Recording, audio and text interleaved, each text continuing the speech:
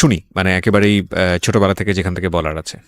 একটু বাবা মার কথা দিয়ে শুরু করি, as I am coming from them. আব্বু খুব ছোটবেলায় আমার দাদা মারা যান। আমার বাবা তখন পৃথিবীতে আসেননি, অর্থাৎ আমার দাদির পেটে থাকা অবস্থায় আমার দাদা মারা যান। আচ্ছা। তো আব্বুর জন্ম হয় মুক্তিযুদ্ধের প্রায় 6 years আগে। সো অ্যাট দ্যাট পিরিয়ড আমাদের দেশের অবস্থা আনস্টেবল ছিল, অ্যান্ড আব্বুর ফ্যামিলি যথেষ্ট গরিব ছিল বলতে গেলে, যাকে বলা যায়। সো আব্বুর বাড়ি হচ্ছে বরিশাল, অ্যান্ড সেখান থেকে উনি ঢাকায় আসেন। তখন ওনার 13 বছর বয়স যখন উনি ঢাকায় চলে আসেন, বিকজ বাড়িতে কোনো কিছুরই ফ্যাসিলিটিস ছিল না, এখনো নাই, আমরা কখনো যাই না আমাদের বাড়িতে। তো ওই সময় উনি ঢাকায় আসেন এবং একটা লাইফ লিড করার জন্য যতটুকু কাজ করার দরকার তাই সবই করেন। ইভেন দো যদি বলি ঠেলা গাড়ি পর্যন্ত তার সে ঠেলা। এই গল্পটা আপনি পরবর্তীতে শুনেছেন কার কাছে? হ্যাঁ, বাবার কাছ থেকে শুনেছি। My dad is one of my friends, best friends. Beautiful. Okay, so আসে এবং আস্তে আস্তে উনি এখানে থেকে পড়াশোনা করে। ঢাকা ভার্সিটি থেকে উনি অনার্স মাস্টার্স করেন। আফটার দ্যাট কামিল, যাকে বলে মাদ্রাসা লাইন, সেখান থেকে উনি পড়াশোনা করেন, ডাবল MA যাকে বলে। তো উনি ওটা থেকে উনি বেশ ভালো একটা জব পায়, অ্যান্ড গুড স্যালারি। এই গেল বাবা। আম্মুদের ফ্যামিলিও খুব যে রিচ ছিল তা না, but they were quite good. আম্মু ঢাকায় চলে আসে খুব ছোট বয়সে, ওয়েন অনার্সে এসে ঢাকায় ভর্তি হয়। এখান থেকে উনিও ঢাকা ভার্সিটি থেকে অনার্স মাস্টার্স করেন, অ্যান্ড দেন LLB করেন, অ্যাডভোকেটশিপ নেন। So both of them, as you can see, both of them are educated, so they are busy. An educated person can't sit at home, never. আমার মনে হয় বাবা মাকে দেখে। তো অফিস, আর আমি হওয়ার পর থেকে আমার খালামুনির কাছে থাকি। You were the first child? Yeah, I'm the first child. Okay. আমার পর আমার একটা ছোট বোন আছে। Age gap? Age gap 8-9. তো আম্মু আমাকে, আমার খালামুনির বাসা ছিল তখন আমাদের বাসা থেকে বেশ দূরে আর কি, অনেকটুকু দূরে। সেখানে আমাকে রেখে আম্মু অফিসে যেত, বিকজ কোনো অপশনস ছিল না। আফটার দ্যাট খালামুনিরও বিয়ে হয়ে যায়, জব হয়ে যায়, সো আমি একাই হয়ে যাই বাসায়। কোন বয়সের কথা বলছেন বা কোন ক্লাসে পড়েন তখন? নার্সারিতে পড়েন। মানে আপনি রিয়েলাইজ করতেন বিষয়গুলো? অফকোর্স, আমি এখনো সবকিছু স্পষ্ট মনে করতে পারি, everything, because I felt all of those things happen with me anyways. তো আম্মু আমাকে বাসায় একাই রেখে চলে যেতেন। আমরা যে বিল্ডিংটাতে তখন থাকতাম, ভাড়া থাকতাম, ওখানে 7 তলা বিল্ডিং এর অনেক বাচ্চা কাছে ছিল, যা হয় সবার সাথে খেলাধুলা করতাম। আর মেইনলি আমি ছেলের সাথে বেশি খেলাধুলা করতাম ছোট থেকে। আমার কাছে হাড়ি পাতিল খেলা তেমন বেশি পছন্দের ছিল না, বরং ফুটবল ক্রিকেট বেশি পছন্দের ছিল। অনেক কাটাছেড়া করতাম। যেহেতু আম্মু নেই, বারণ করার কেউ নেই, আমি আমার মতো। তো সেই থেকে দেখা যায় আমি একা, সবাই তো জানে সেটা, আমি বাসায় একা। এখানে একটা ট্র্যাজেডি বলি, সেটা হচ্ছে আমার যে বড় খালামণি, তার ছোট মেয়ে, she is also now very happy, but at that moment she had lots of relationships, and she used to talk about all this. কোথাও গেলে, কারোর সাথে দেখা করতে গেলে আমাকে নিয়ে যেত। So I used to like, আমি মাত্র নার্সারিতে পড়তাম, এগুলো নিশ্চয়ই এত কিছু বোঝার মতো মেন্টালিটি হয়নি। She had lots of relationship, মানে একদিন এক ছেলের সঙ্গে দেখা করতে যেত, রাইট? দেখা করতে যেত, এবং আমাকে স্কুল থেকে যখন উনি নিয়ে আসতেন বাসায়, তখন দেখা করতে যেতেন। আর আমি দেখতাম কথা বলছে, দেখা করছে, কেন opposite attracts, which was like, এই থটটা আমি আস্তে আস্তে বুঝতে পারতে শুরু করলাম at the like age of 7 or 6 or 7. যেটা তো কখনই পসিবল না একটা বাচ্চার ক্ষেত্রে, বিকজ আমি ছিলাম ওখানটাতে। যাই হোক, কিছুদিন পর বড় খালামুনিরা বাসা চেঞ্জ করে অন্য কোথাও বাসা নিয়ে নিল। এবার যেটা হলো, আমাদের বিল্ডিং এর নিচ তলায় একটা ভাড়া থাকতো একটা মেয়ে। আমাদের বাসা যেহেতু খালি থাকতো অলওয়েজ, ওর বয়ফ্রেন্ডকে আমাদের বাসায় নিয়ে আসতো। এটা আপনার ফ্যামিলি মেম্বাররা জানতো? না, জানতো না, কেউ জানতো না। নিয়ে আসতো বলতে কি, মানে আপনি যখন ফ্রি থাকতেন তখন আসতো? আমি ফ্রি বলতে ওর বয়ফ্রেন্ডকে নিয়ে আমাদের বাসায় আসতো কথা বলার জন্য, অর সামথিং। তো আমাদের বাসার 2টো রুম ছিল, ভাড়া যেহেতু ছিলাম, 2টো রুম ছিল। সামনে ড্রয়িং রুম, মাঝখানে একটা ছোট ডাইনিং, আর ভিতরে একটা বেডরুম। তো ওই বেডরুমটাতে ও বয়ফ্রেন্ডকে নিয়ে থাকতো। আর ওটার যেটা মেইন প্রবলেম, সেটা হচ্ছে লাগানো যায় না দরজাটা। তো I use to see whatever they use to do, and mention করেই দেই, they use to have physical relationships over there, and আমি দেখতাম তা। দেখতাম, ফিল করতাম লাইক কেন হচ্ছে এটা, বোঝার চেষ্টা করতাম, বা ইটস সামথিং। কিন্তু আপনি কি ওটা আপনার ফ্যামিলি মেম্বারকে নোট করতেন কখনো যে তোমরা যখন বাসায় থাকো না নোট তখন? করতে পারিনি, এটারও একটা রিজন আছে। তো ওয়ান ডে আমি ওর আম্মুকে বলি ব্যাপারটা, ওকে, আপুর আম্মুকে, যে আন্টি একটা ভাইয়াকে নিয়ে প্রায় আপু আমাদের বাসায় আসে। আন্টি আপুকে অবশ্যই বকা দেয়, অ্যান্ড আফটার দ্যাট ডে আপু আমাকে টর্চার করে, খুব মারে। যখন আম্মু অফিসে চলে যায় আপু এসে আমাকে খুবই মারে। আমি একটা জিনিস বুঝতে পারছি না যে আপনার বাবা মা যখন বাসায় থাকছে না তখন আপনাকে গাইডেন্স দিচ্ছে কে? কেউ না, লাইক আমি একাই স্কুল থেকে বুয়া নিয়ে বাসায় রেখে চলে যেত, হ্যাঁ, খাবার রেডি করা থাকতো, আমি খেতাম, ঘুমিয়ে থাকতাম, হোমওয়ার্ক করতাম, সন্ধ্যায় তো আম্মু চলেই আসতো। আপনাকে স্কুল থেকে পিক অ্যান্ড ড্রপ করতো কে? বুয়া, একটা বুয়া ছিল, বাসায় যে বাসার কাজকর্ম করতো। আর আপনার বাসায় আপনি যখন একা থাকতেন তখন আপনার বাসার আশেপাশের লোকজনের ইজি এন্ট্রান্স ছিল? ইয়া, কোয়াইট আমার কাছে মানে অ্যাবসার্ড মনে হচ্ছে। মনে হচ্ছে না? তাই তো। কারণ একটা বাসায় একটা মেয়েকে রেখে এসেছি আমি, আশেপাশের লোকজন ঢুকছে বাসায়। Yeah, that's one of the faults which my mom and dad did. তারা, এটা একটা ভুল যেটা আপনি কখনো এগুলো নোটিস করতেন না বাবা মাকে যে আজকে অমুক এসেছিল বাসায় বা এমুক আসছে? করতাম, কিন্তু আপুর ব্যাপারটা করিনি তখনও। বলতাম, সবই বলতাম। আর আসলে আব্বু আম্মু এত বিজি ছিল, এতটা বেশি বিজি ছিল, বিকজ ইউনো যেখানে আম্মুর গাইডেন্সটা কম থাকে সেখানে আম্মুর সাথে বন্ধুত্ব হয় না। আর যখন বাচ্চাদের বাবা মার সাথে বন্ধুত্ব না হয় তখন তারা শেয়ার করতে পারে না কোনো কিছু। মাই হাম্বল রিকোয়েস্ট ইজ, আজকের এই স্টোরিটা সবাই আমাদের সোশ্যাল কন্টেক্সট এবং পারিবারিক অবস্থা থেকে চিন্তা করবেন যে আমাদের একটা শিশুর বড় হওয়ার জন্যে আমরা যতটা না খেলার মাঠ নিয়ে চিন্তা করি, ঘরের ভেতরের পরিবেশ নিয়ে কি আমরা অতটা চিন্তা করি? এটা খুব খুব খুব important. It's a very serious issue, এবং আমার মনে হয় আজকে ওই জায়গাগুলোকে আমাদের সবার নক করা উচিত। বিকজ ওর লাইফে যেটা ঘটেছে সেটা আরেকজনের লাইফে ঘটুক, আমরা এটা চাই না। It's a social learning, it's a family learning. Okay, এবং আমি ওকে স্যালুট জানাই যে ও নিজেকে এক্সপোজ করে অন্তত আরও 10টা ফ্যামিলিকে সতর্ক করার জন্য এখানে এসছে। জি, তারপর কি হলো? আপনাকে খুব মারলো? হ্যাঁ, খুব মারলো। আমি ভাবলাম আম্মুকে বলবোই যে আপু আমাকে এত মারছে, অ্যান্ড শি টোল্ড মি যে আমি এটা কাউকে বলতে পারবো না, যদি বলি সে আমাকে মেরেই ফেলবে, as I was a child. আর আম্মুকে আমি বললাম ব্যাপারটা যে আম্মু, আপু তো একটা ভাইয়াকে নিয়ে মাঝে মাঝে বাসায় আসে। আম্মু জিজ্ঞেস করলে সে কি করে, কেন আসে, তুমি আসতে দাও কেন, গেট লাগিয়ে রাখো না কেন, ঢুকতে দাও কেন? বললো আপু আমাকে খুব মারে, বকা দেয়, না ঢুকতে দিলে খুব রাগ করে। তো আম্মু এই ব্যাপারটা নিয়ে ওনাদের সাথে কথা বললো, ওই আপুর ফ্যামিলির সাথে। বলার পর যেটা হলো যে তুমুল ঝগড়া দুই ফ্যামিলির মধ্যে।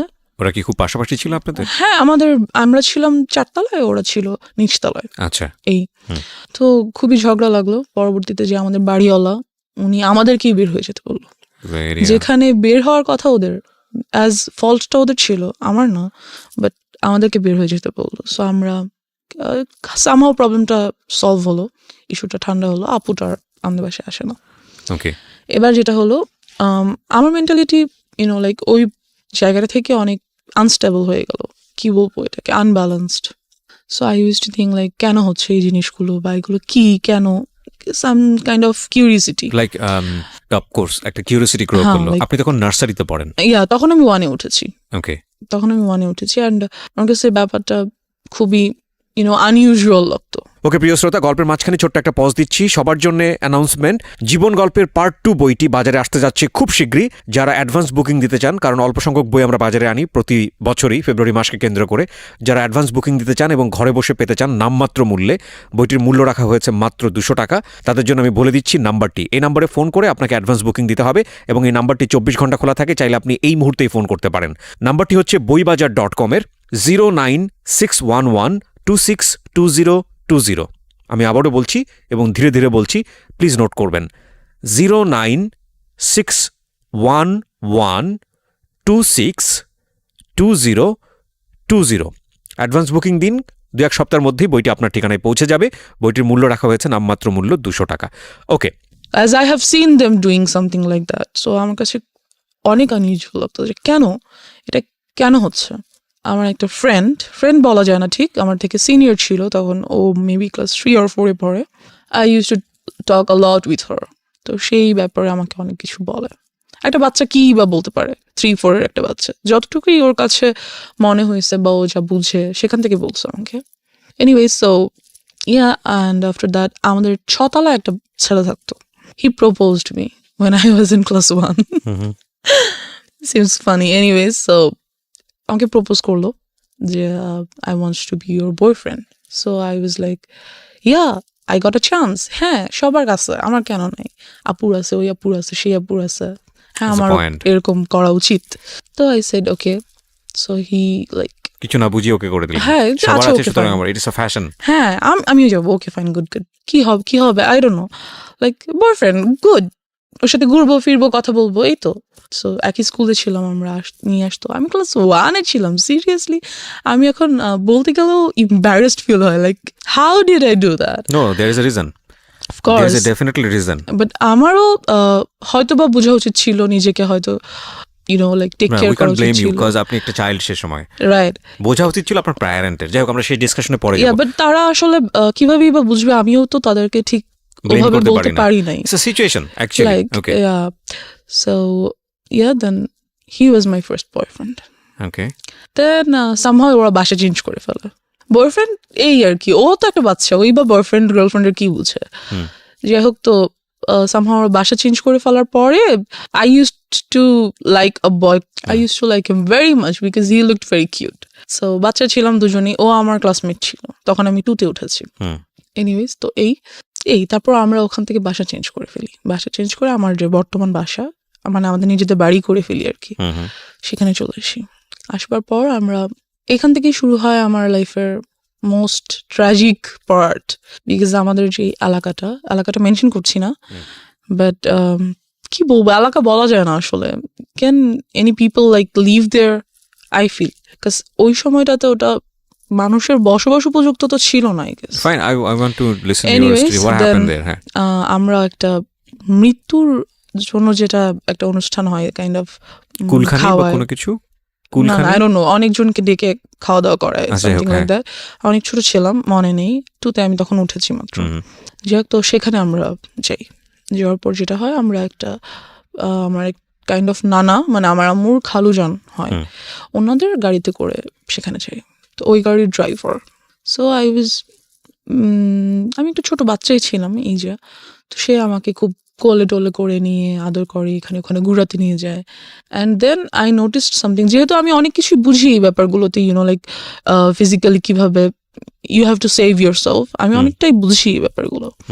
তো he tries to touch my private parts, and আমি বুঝতে পারি ব্যাপারগুলো, ফিল করি। সো আমি ওনার কাছে আর যেতে চাই না। কি ছিল উনি?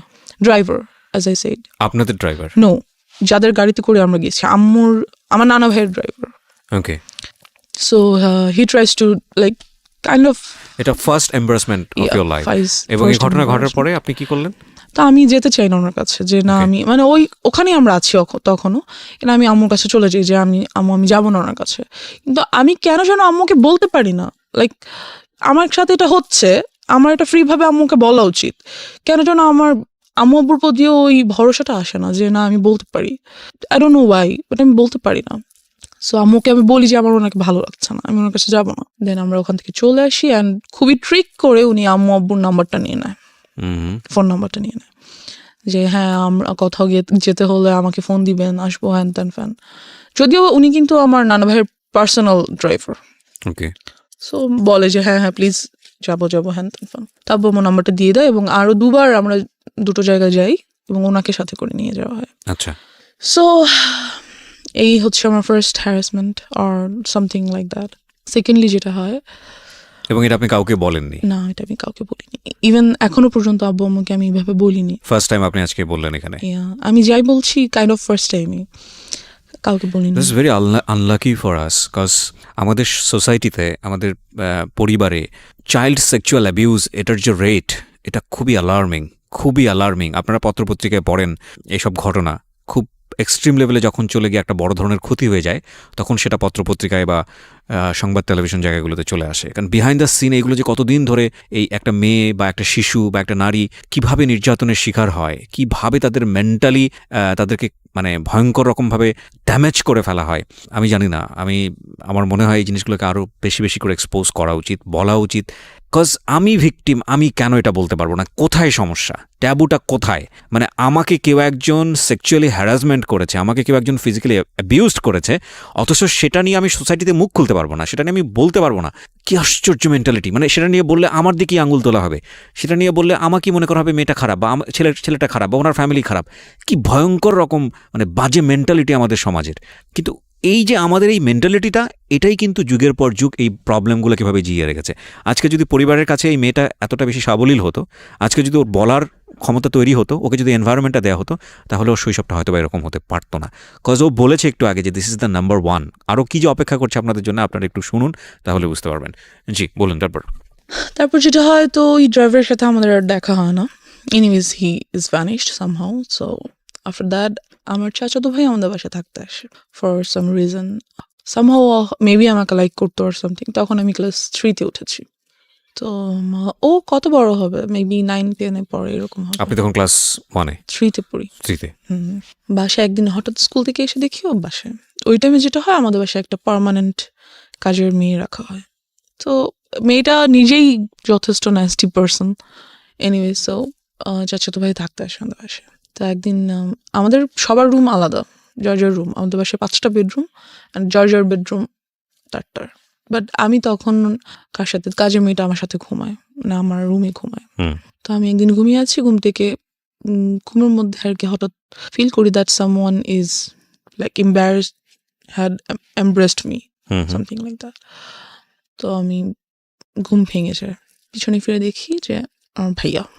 তো আই ওয়াজ লাইক, চিল্লাবো না কান্না করবো না কি করবো কিছু বুঝতেই পারি না। দেন আই ওয়াজ লাইক, ভাইয়া এখানে কি করো, হ্যান ত্যান। আমি উঠে বসে যাই। বসে যাওয়ার পরে তো বুঝতে পারে যে কাজের মেয়েটা নিচে ঘুমাচ্ছে। তো বুঝতে পারে যে আমি যদি এখন কিছু বলি তাহলে কাজের মেয়েটা উঠে যাবে, আম্মু আব্বু চলে আসবে, অ্যান্ড যাই হোক, তো ওদিনও চলে যায়। ওদিন চলে যায়।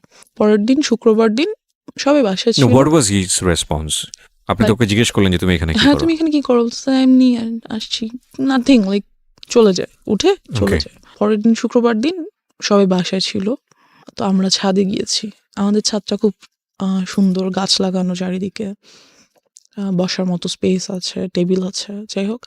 তো ওখানে আম্মু চা করে নিয়ে গেছে, সবাই চা খাচ্ছে, ভাইয়াও গিয়েছে উপরে। ছাদটা 2টো ছাদ, একটা হচ্ছে চিলে কোঠার একটা ছাদ আছে, আর মেইন ছাদটা নিচে। তো আমি আর আমার কাজের মেয়েটা চিলে কোঠার ছাদে উঠেছি। আমার বেস্ট ফ্রেন্ড সবসময় ছিল কাজের মেয়েরা। যারাই কাজের মেয়েরা আসতো তারাই আমার বেস্ট ফ্রেন্ড, বিকজ কেউ তো সাথে থাকে না, ওরাই সাথে থাকে। তো ওকে নিয়ে আমি ছাদে বসে আছি। তো ভাইয়া উপরে উঠছে, উঠে আমার কাঁধে হাত রেখে বললো, পড়াশোনা কেমন চলে, হ্যান ত্যান। বললাম হ্যাঁ ভালো। বলতেছে কোনো ম্যাথে প্রবলেম হলে আমাকে দেখাও, ইত্যাদি ইত্যাদি কথা বলতেছে। And he tried the same thing that I faced with that driver. He was trying to touch some of my private parts. তো কাজের মেয়েটা এটা বুঝতে পারে, বিকজ আমার থেকে বেশ বড়। তো আমাকে বলে, আপু চলে নিচে চলে যাই। তো আমিও ফিল করছিলাম, সো আই ওয়াজ লাইক হ্যাঁ নিচে চলে, বাট ভাই আমাকে যেতে দিচ্ছে না। সো না থাকো, এখানে কত সুন্দর লাগছে, পরিবেশটা ভালো লাগছে, যেতে দিচ্ছে না। এই গেল সামহাও। তো আমি চলে আসি নিচে, কিছুক্ষণ বাদে চলে আসি। তো আম্মুকে বলি ব্যাপারটা, যে আম্মু ভাইয়া আমার সাথে, আমি আম্মুকে ডাইরেক্টলি বলি যে আম্মু ভাইয়া আমার প্রাইভেট পার্স টাচ করার চেষ্টা করে। এটা বলার পর আমার চাচার সাথে আর কি আব্বুর তুমুল ঝগড়া হয়। ও তার মানে আলটিমেটলি আমি একবার বলে ফেলি, হ্যাঁ একবার বলি আম্মুকে, অ্যান্ড আম্মু আব্বুকে বলে, দেন তো ওদের সাথে খুবই ঝগড়া হয়। আর ওই ভাইয়াকে আমাদের বাসায় আসতে মানা করে দেয়। এখন ব্যাপার হচ্ছে আব্বু আম্মুই বা কি করবে, এতবার, এত মানুষ, কয়জনকে বাসায় আসতে মানা করবে, কয়জনকে ধরে রাখবে, দরজা কি সবসময় বন্ধ রাখবে বাসার? এটা তো সম্ভব না। যাই হোক, সামহাও ওটা চলে যায়। আমি তখন ক্লাস 3-তে, এবং আম্মু আমার জন্য একটা টিচার রাখে। আমার বাসায় কখনো টিচার ছিল না, আম্মুই পড়াতো। বাট তখন দেখা যায় যে আম্মু তখন অ্যাডভোকেটশিপটা ছেড়ে দেয়, ছেড়ে দিয়ে আম্মু একটা গভর্নমেন্ট জব নেয়। এতে করে যেটা হয় যে আম্মু খুবই বিজি হয়ে যায়। ওখানে তো অ্যাডভোকেটশিপে হচ্ছে কেস পাবো যাবো এরকম কিছু, পাবো না বাসায় আছি। বাট একটা জব ইজ 9 to 5 ডিউটি। আর আম্মুর যেই অফিসটা পড়ে যায় অনেক দূরে, সেখানে যেতেই প্রায় 1.5-2 ঘন্টার মতো লাগে। সো আমাকে একেবারেই টাইম দিতে পারে না। বাট তখন যেটা হয়, আমার খালামণিকে তারা আমাদের বাসায় নিয়ে আসে, খালামণি আর তার হাজব্যান্ডকে। অ্যান্ড আমার সেফটির জন্য আব্বু আম্মু তাদেরকে একটা ফ্ল্যাট গিফট করে দেয় আমাদের বাসায়, ওকে, যে যাতে আমার ছেলে মেয়েরা সেফ থাকে এই জন্য। তো খালামণিও জব করে, মেইন প্রবলেম এখানেই। তো দেখা যায় সেটা আসলে কি বলবো, সবসময় সবাই সবকিছু বুঝে না, ইউনো। অনেক সময় আমরা অনেক কিছু দেখেও দেখতে পারি না, ব্যাপারটা এরকম। প্রিয় শ্রোতা, জীবন গল্পের এখন পর্যন্ত সেরা কয়েকটি গল্প এবং রেডিওতে অপ্রকাশিত একটি গল্প, একটি বিশেষ গল্প নিয়ে এবারের বই প্রকাশ হতে যাচ্ছে জীবন গল্প পার্ট 2। যারা এই বইটি ঘরে বসেই সংগ্রহ করতে চান, কারণ অল্প সংখ্যক বই বাজারে আনা হয় প্রতি বছরই ফেব্রুয়ারি মেলাকে কেন্দ্র করে, বইমেলাকে কেন্দ্র করে, তারা ফোন দেবেন এই নাম্বারে। নাম্বারটি হচ্ছে boibajar.com-এর এবং নাম্বারটি হচ্ছে 09611262020। আমি আবারও বলছি 09611262020। এই নাম্বারটিতে ফোন দিন। বইয়ের মূল্য রাখা হয়েছে সর্বসাকুল্যে 200 টাকা মাত্র। ওকে, যেখানটায় আমরা ছিলাম। যাই হোক, তো খালামণি থাকে, তো আমার জন্য একটা টিচার রাখা হয়। টিচারটাকে বলা হয় যে তুমি সন্ধ্যায় আসবো, কারণ আমি সন্ধ্যা বাসায় আসবো। আম্মু বলে যে আমি সন্ধ্যায় আসবো আর তুমিও সন্ধ্যায় আসবো। Your mom is lawyer.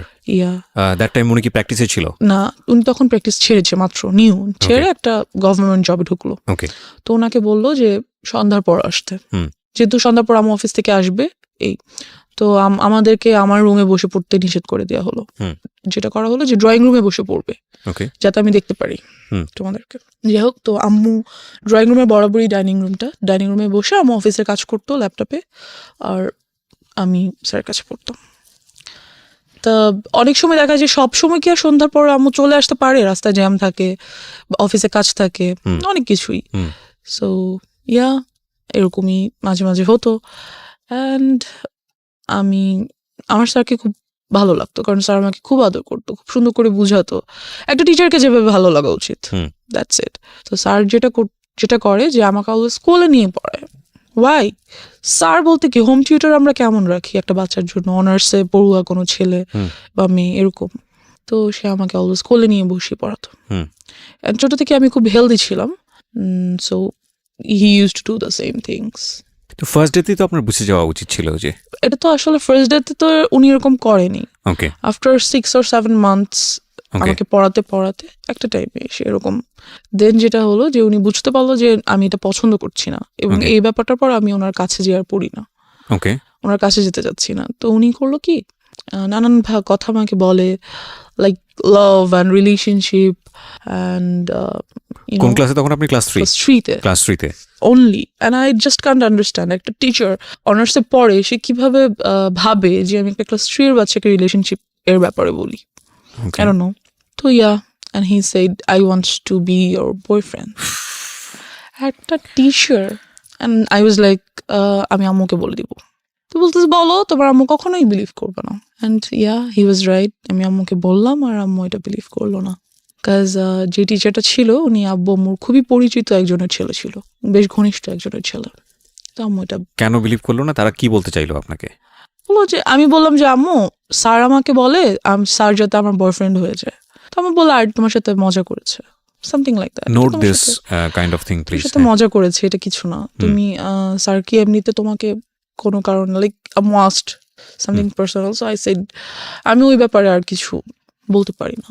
I don't no Y. আমি সবসময় এখানটাতে যে আটকে যাই, আম্মুকে বলতে পারি না, কেন জানি। আচ্ছা, আপনি আমাকে একটু বলেন যে আগের যে দুটো ঘটনা আপনি আপনার ফ্যামিলিকে জানিয়েছিলেন, তারা কি আপনাকে কোনোভাবে ব্লেম করেছিল? না, করেনি।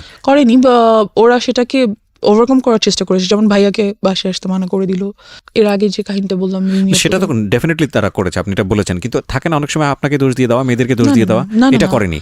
আমার আম্মু এডুকেটেড পারসন, তারা বুঝতে পারে ব্যাপারগুলো। আচ্ছা ফাইন। তো আপনাকে কোনোভাবে কি বুঝিয়েছিল যে দেখো কোনটা গুড টাচ, কোনটা ব্যাড টাচ, এবং এরকম হলে তোমার কি করতে হবে? এটা আমাকে বুঝায়নি। কারণ হচ্ছে আপনি নিজেও কি কোনো গ্লুমি সেন্সে ছিলেন যে আসলে কি হচ্ছে, কেনই বা এরকম হচ্ছে, সম্পর্কটা কেন? অফ কোর্স ছিলাম। I was very confused because ওই পর্যন্ত আমি জানতাম না, যদি আমি সরাসরি বলি সেক্সুয়ালিটি কি, আমি জানতাম না। I didn't new, so I had to face them.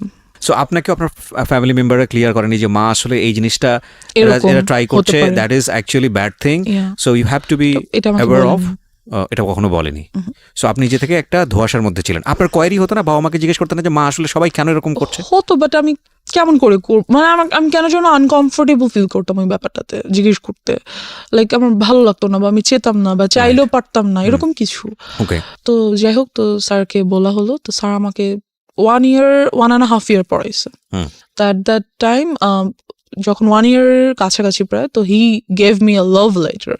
সে সেখানে লিখেছে, আমি তোমাকে অনেক পছন্দ করি, তোমাকে আমি অনেক আদর করব, তুমি ঠিক মতো পড়াশোনা করো, বড় হও, দেন আমি তোমাকে বিয়ে করব, হ্যান ত্যান ফ্যান।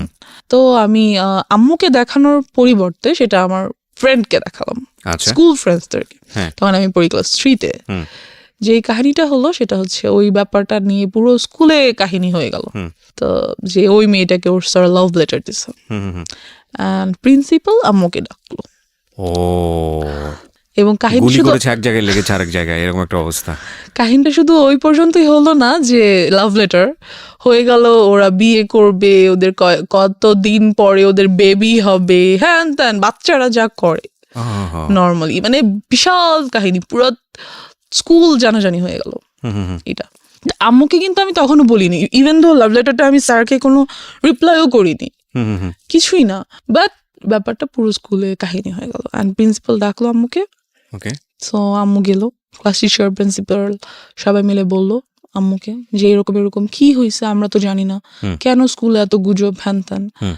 যেটা ওদেরকে বলা হলো যে আপনি আপনার মেয়েকে স্কুল থেকে নিয়ে যান, ডিরেক্টলি বলা হলো যে নিয়ে যান স্কুল থেকে, বিকজ আপনার মেয়ে আজে বাজে গল্প করে, ও বাকি বাচ্চাদেরকে নষ্ট করে ফেলবে। আমি কিছুই করি নাই, কি বা করবো, আর আমি বুঝি বা কি বলবো বা কি, আজে বাজে গল্প বা কি করব। বাট যাই হোক, এরকমটা বলা হলো, অ্যান্ড ও স্কুল থেকে আমাকে নিয়ে আসা হলো, আম্মু নিয়ে আসলো, অ্যান্ড ওই টিচারটাকে বাদ দিয়ে দিল। দেন আপনি তো ফ্যামিলিকে বললেন যে ঘটনাটা কি ছিল।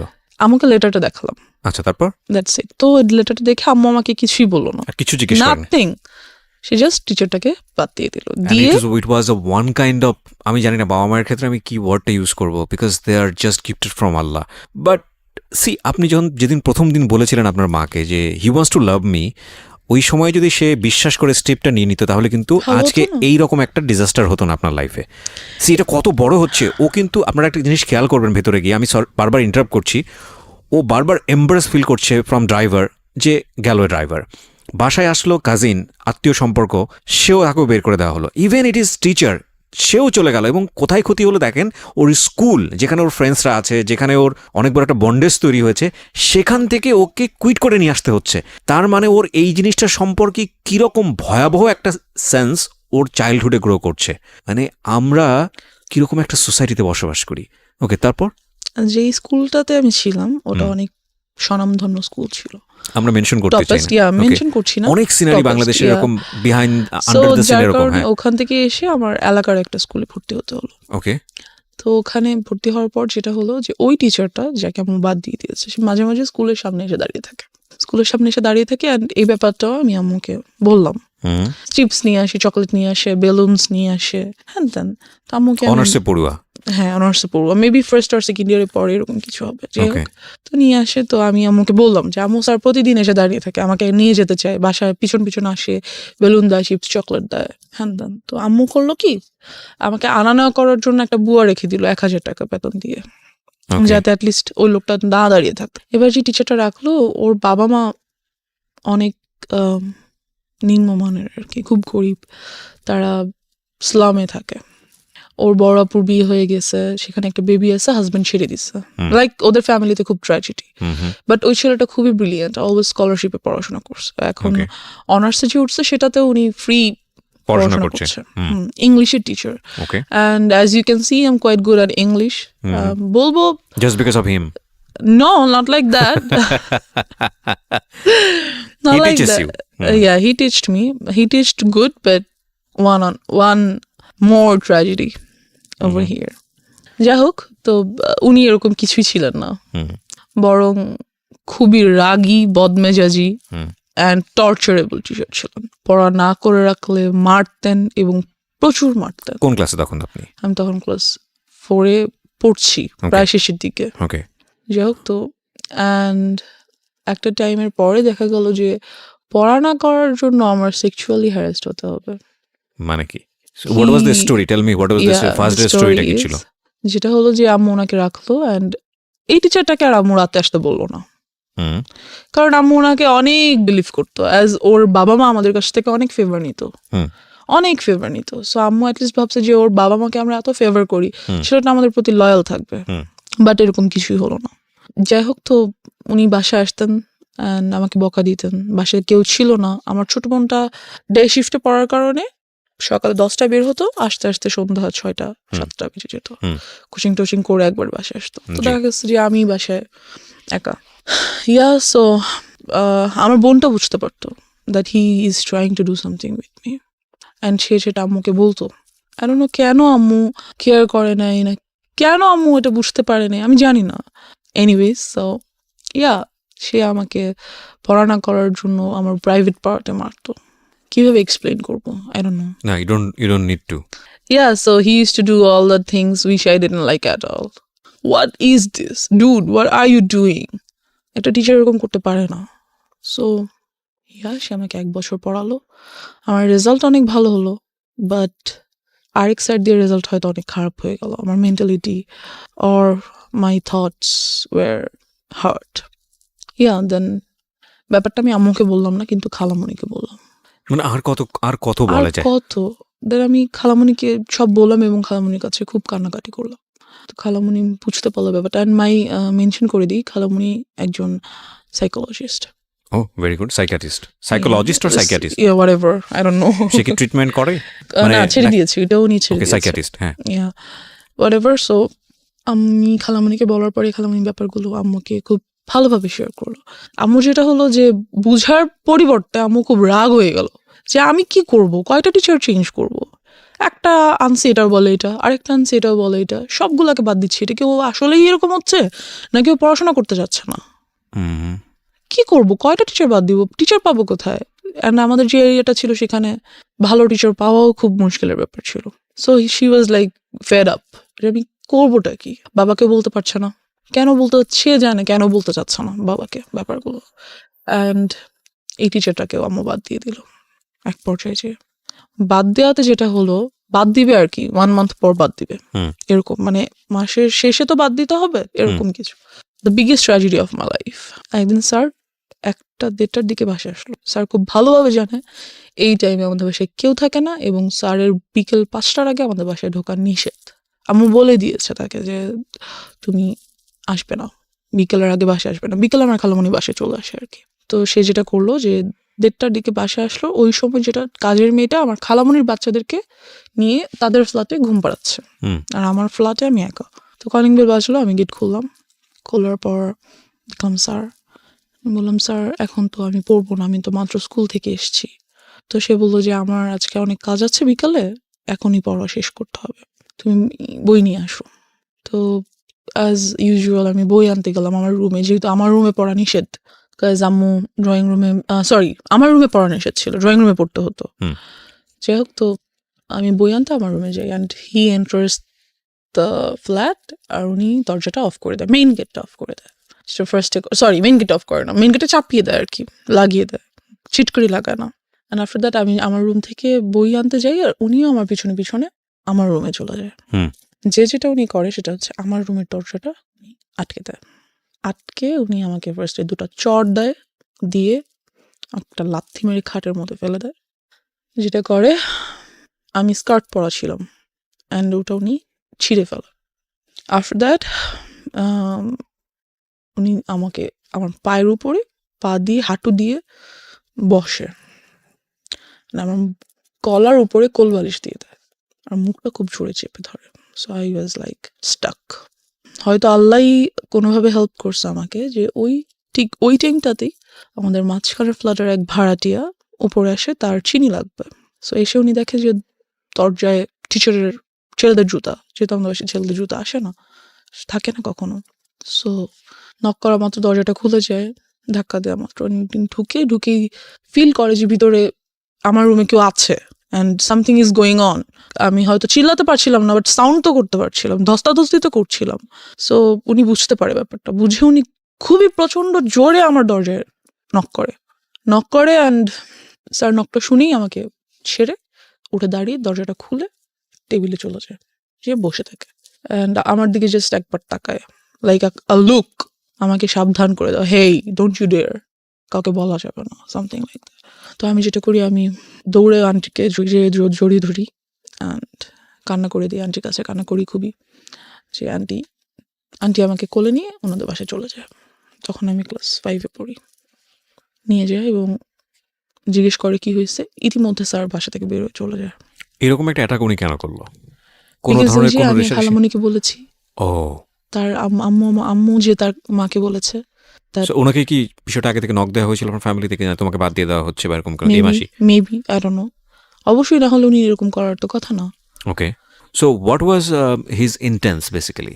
কি ট্রাই, মানে কি চাচ্ছিল সে, যেহেতু জিনিসটা হয়তো সে ভাবছে যে আমাকে যেহেতু বাদ দিয়েই দিচ্ছে, আমার নামে একটা বদনাম হচ্ছেই, তাহলে বদনামটা কিছু না করে কেন হবে, আমি কিছু করি দেন হোক।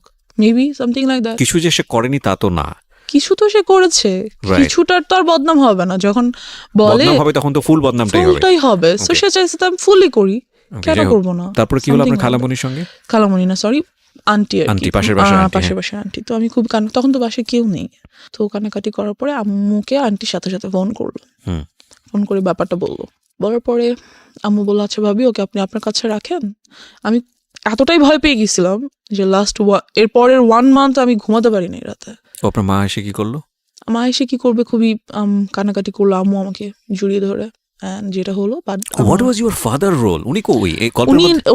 উনি আসলে আব্বুকে আম্মু বলতো না, কারণ আম্মু জানে যে আব্বুকে যদি একটার কথা বলে আব্বু খুন করে ফেলবে সবাইকে, সামথিং লাইক দ্যাট। আব্বু অনেক ভালো, খুব কাম মাইন্ডেড, বাট যখন রাগ করে হি spares nobody, something like that. তো এই ব্যাপারটা আম্মু আব্বুকে বললো, কারণ বলাই লাগবে, কিছু করার নেই, এত বড় একটা ঘটনা। রাইট, সো আব্বুকে বলার পর যেটা হলো, আব্বু বললো ওকে আমি পুলিশে দিয়ে দিব, ডেফিনেটলি দেওয়া উচিত। আমি ওকে রাখবোই না, ওর একটা কিছু করতেই হবে। যেটা করলো, লোকজন নিয়ে ওই মুহূর্তেই, যখন আব্বুকে বলা হলো অফিস থেকে আসার পর, হুম। ওই মুহূর্তেই ওদের বস্তিতে চলে যাওয়া হলো, হুম। যে ওদেরকে আর রাখবো না, ওই পুরো বস্তি আমি জ্বালা দিব। আব্বু ওয়াজ লাইক ফায়ার। সো গেল, লোকজন নিয়ে গেল। এখানে যেটা হলো, বাবা তুমি যে লোকজনকে বলবা, তোমার মেন্টালিটি আর মানুষের মেন্টালিটি তো এক না। আমি পুরো এলাকায় ফেমাস হয়ে গেলাম। ওনার শাস্তি হলো, অবশ্যই হলো, কিন্তু এখান দিয়ে যে ক্ষতিটা ওনার হলো যে, শাস্তি বলতে কি ওনাকে অ্যারেস্ট করা হ্যাঁ হলো? ওনাকে অ্যারেস্ট করা হলো। আপনি যখন ক্লাস 5-এ? হ্যাঁ, পরে উনি অবশ্য জামিনে ছাড়া পেয়ে যায়। আচ্ছা, কেস ফাইল করা হয়েছিল তাহলে? হ্যাঁ, আমার নামে প্রচুর বদনাম হয়ে গেল। আমার কোনো বন্ধু বান্ধব হয় না, আমাদের বাসায় কেউ আসে না, আমার সাথে কেউ খেলে না। I was totally alone. যেটা হলো, আব্বু আম্মু আমাকে স্কুলে নিয়ে যেত, স্কুল থেকে নিয়ে আসতো, এরকম চললো কিছুদিন, হুম। লাইক 6 or 7 months এরকমটা চললো। তারপর যেটা হলো, আর কতদিন সম্ভব স্কুলে নিয়ে যাওয়া, নিয়ে আসা, তাদের জন্য দুজনেই খুব বিজি পারসন। খুব টাফ। আম্মুর অফিসে লাইক শোকজ করে দিবে এমন একটা ব্যাপার, চাকরি থেকে বাদ দিয়ে দিবে এমন একটা ব্যাপার হয়ে গেছে। হুম। বিকজ সো আম্মু ভাবলো যে অনেকদিন তো হয়েছে, এখন বোধহয় সবকিছু normal, we can be back in our normal life again. তারপর যেটা হলো, আমাদের বাড়িটা তখন ছিল 3 তলা, হুম। এরপর উপরের কাজ ধরা হবে আর কি। তো খুব মিস্ত্রি আসে বাসায়। তো আব্বু তো সভাপতি বাসায় থাকেন না, আম্মুও থাকেন না। তো তখন আমি মেবি 6-এ পড়ি। হুম। দেন আব্বুর একটা ব্যাপার কি, উনি খুব ইসলামিক মাইন্ডেড, আর উনি সবাইকে এক চোখে দেখে। মিস্ত্রিদেরকে পাশে বসে খাওয়ায়, ভাই, কাউকে কখনো তুমি তুই, নো, অলওয়েজ আপনি, respect. He is a golden soul, heaven soul. আমি কি বলবো, I just love him. Anyways, so এরকমই করতো ওই টাইমটাতে। তো মিস্ত্রি আসতো, তাদেরকে সেভাবে রেসপেক্ট করতো। সবাই এক হয় না, আপনার রেসপেক্টটা সবাই কিন্তু সমানভাবে নিতে পারে না, এটা সম্ভব না। তো আমাদের স্যানিটারি মিস্ত্রি, যে স্যানিটারি সাইটটা দেখতেন, ওখানকার হেড, ওই মিস্ত্রি গ্রুপটার হেড। হুম। তো উনি খুবই আসতেন বাসায়, খুবই আসতেন, আর আমাকে খুবই আদর করতেন। তো আমার ছোট বোনটা বাসায় না থাকার কারণে এগুলো থেকে ও খুব দূরে ছিল আর কি। যাই হোক, তো ও বাসায় ছিল না বলতে? ও তো যে বললাম ডে শিফটে থাকার কারণে 10টার দিকে সকালে বের ও হতো। আচ্ছা আচ্ছা, বাসায় ছিল না মনে সন্ধ্যায় হচ্ছে, আসতো, যে হ্যাঁ, তখন অন্য বাইরে Yeah, স্কুলে right. ছিল। Okay. সো ওই ব্যাপারগুলো খুব একটা ফেস করতো না। তো ওই আঙ্কেলটা আসতো বাসায়, আমাকে আদর করতো, চকলেট নিয়ে আসতো, হ্যান ত্যান। একদিন যেটা হলো, রাতে উনি আসছে সাইড ভিজিটের জন্য, যে কিছু একটা প্ল্যান আছে ওনার, এটা বাবাকে বলবে। তো আমরা উপরে গিয়েছি, আম্মু আব্বু আমি, আমার ছোট বোন যায়নি, আমরা 3জন গিয়েছি। তো উনি বলতেছে ব্যাপারগুলো। তো আব্বু সামহাও কিছু কারণে নিচে গিয়েছে, তো উনি আমাকে কোলে নিয়েছে। আমি কিন্তু তখন 6-এ পড়ি প্রায়। কোলে নেওয়ার মতো না, অনেক হেলদি, বেশ বড় হয়েছি, কোলে নেওয়া যায় না। তো উনি আমাকে কোলে নিল, আমি উঠবো না, উনি আমাকে জোর করে কোলে নিয়েছে, না আসো আম্মু, হ্যান ত্যান। উনি যেটা করলো খুবই বাজেভাবে একটা কাজ করলো আমার সাথে, দ্যাট বলতে চাচ্ছি না। He did something very nasty and আমি ওই মুহূর্তে কান্না করে দিলাম। ওনার কোল থেকে লাফ দিয়ে কাইন্ড অফ আমার হাঁটুর উপর পড়ে গেলাম। অ্যান্ড আম্মু গেল, কি হয়েছে? আঙ্কেল বললো যে না কিছু হয় নাই, আমার হাতে তো ঘড়ি ছিল, ঘড়ি তো বোধহয় ওর গায়ে লাগছে। আমি খুব কান্না করতেছি। আম্মু বললো কি হয়েছে? আম্মু চলো নিচে নিয়ে আসলো আমাকে। যেটা হলো ওদিন রাতে আমি আম্মুকে কিছু বললাম না, ঘুমিয়ে গেলাম। পরের দিন থেকে উনি এলাকায় নেই, ওনাকে আর পাওয়া যাচ্ছে না, বিকজ উনি বুঝতে পারছে যে আমি আম্মুকে বলবো। So, উনি আর এলাকায় নেই। তা আমি ব্যাপারটা আম্মুকে কিছুটা বললাম, কিছুটা। সো ওনাকে তো আর পাওয়াই গেল না, কি আর করার। এই সব কিছু দিয়ে চলে গেল। এই হয়ে গেল হ্যারাসমেন্টের সাইড শেষ। এবার আমার নিজের ফল্টের সাইডগুলো চলে এসছে। তো আমি 7-এ পড়ি আর এলাকার স্কুলে পড়ি, অ্যান্ড আমি খুব হ্যাপি অ্যাট দ্যাট টাইম।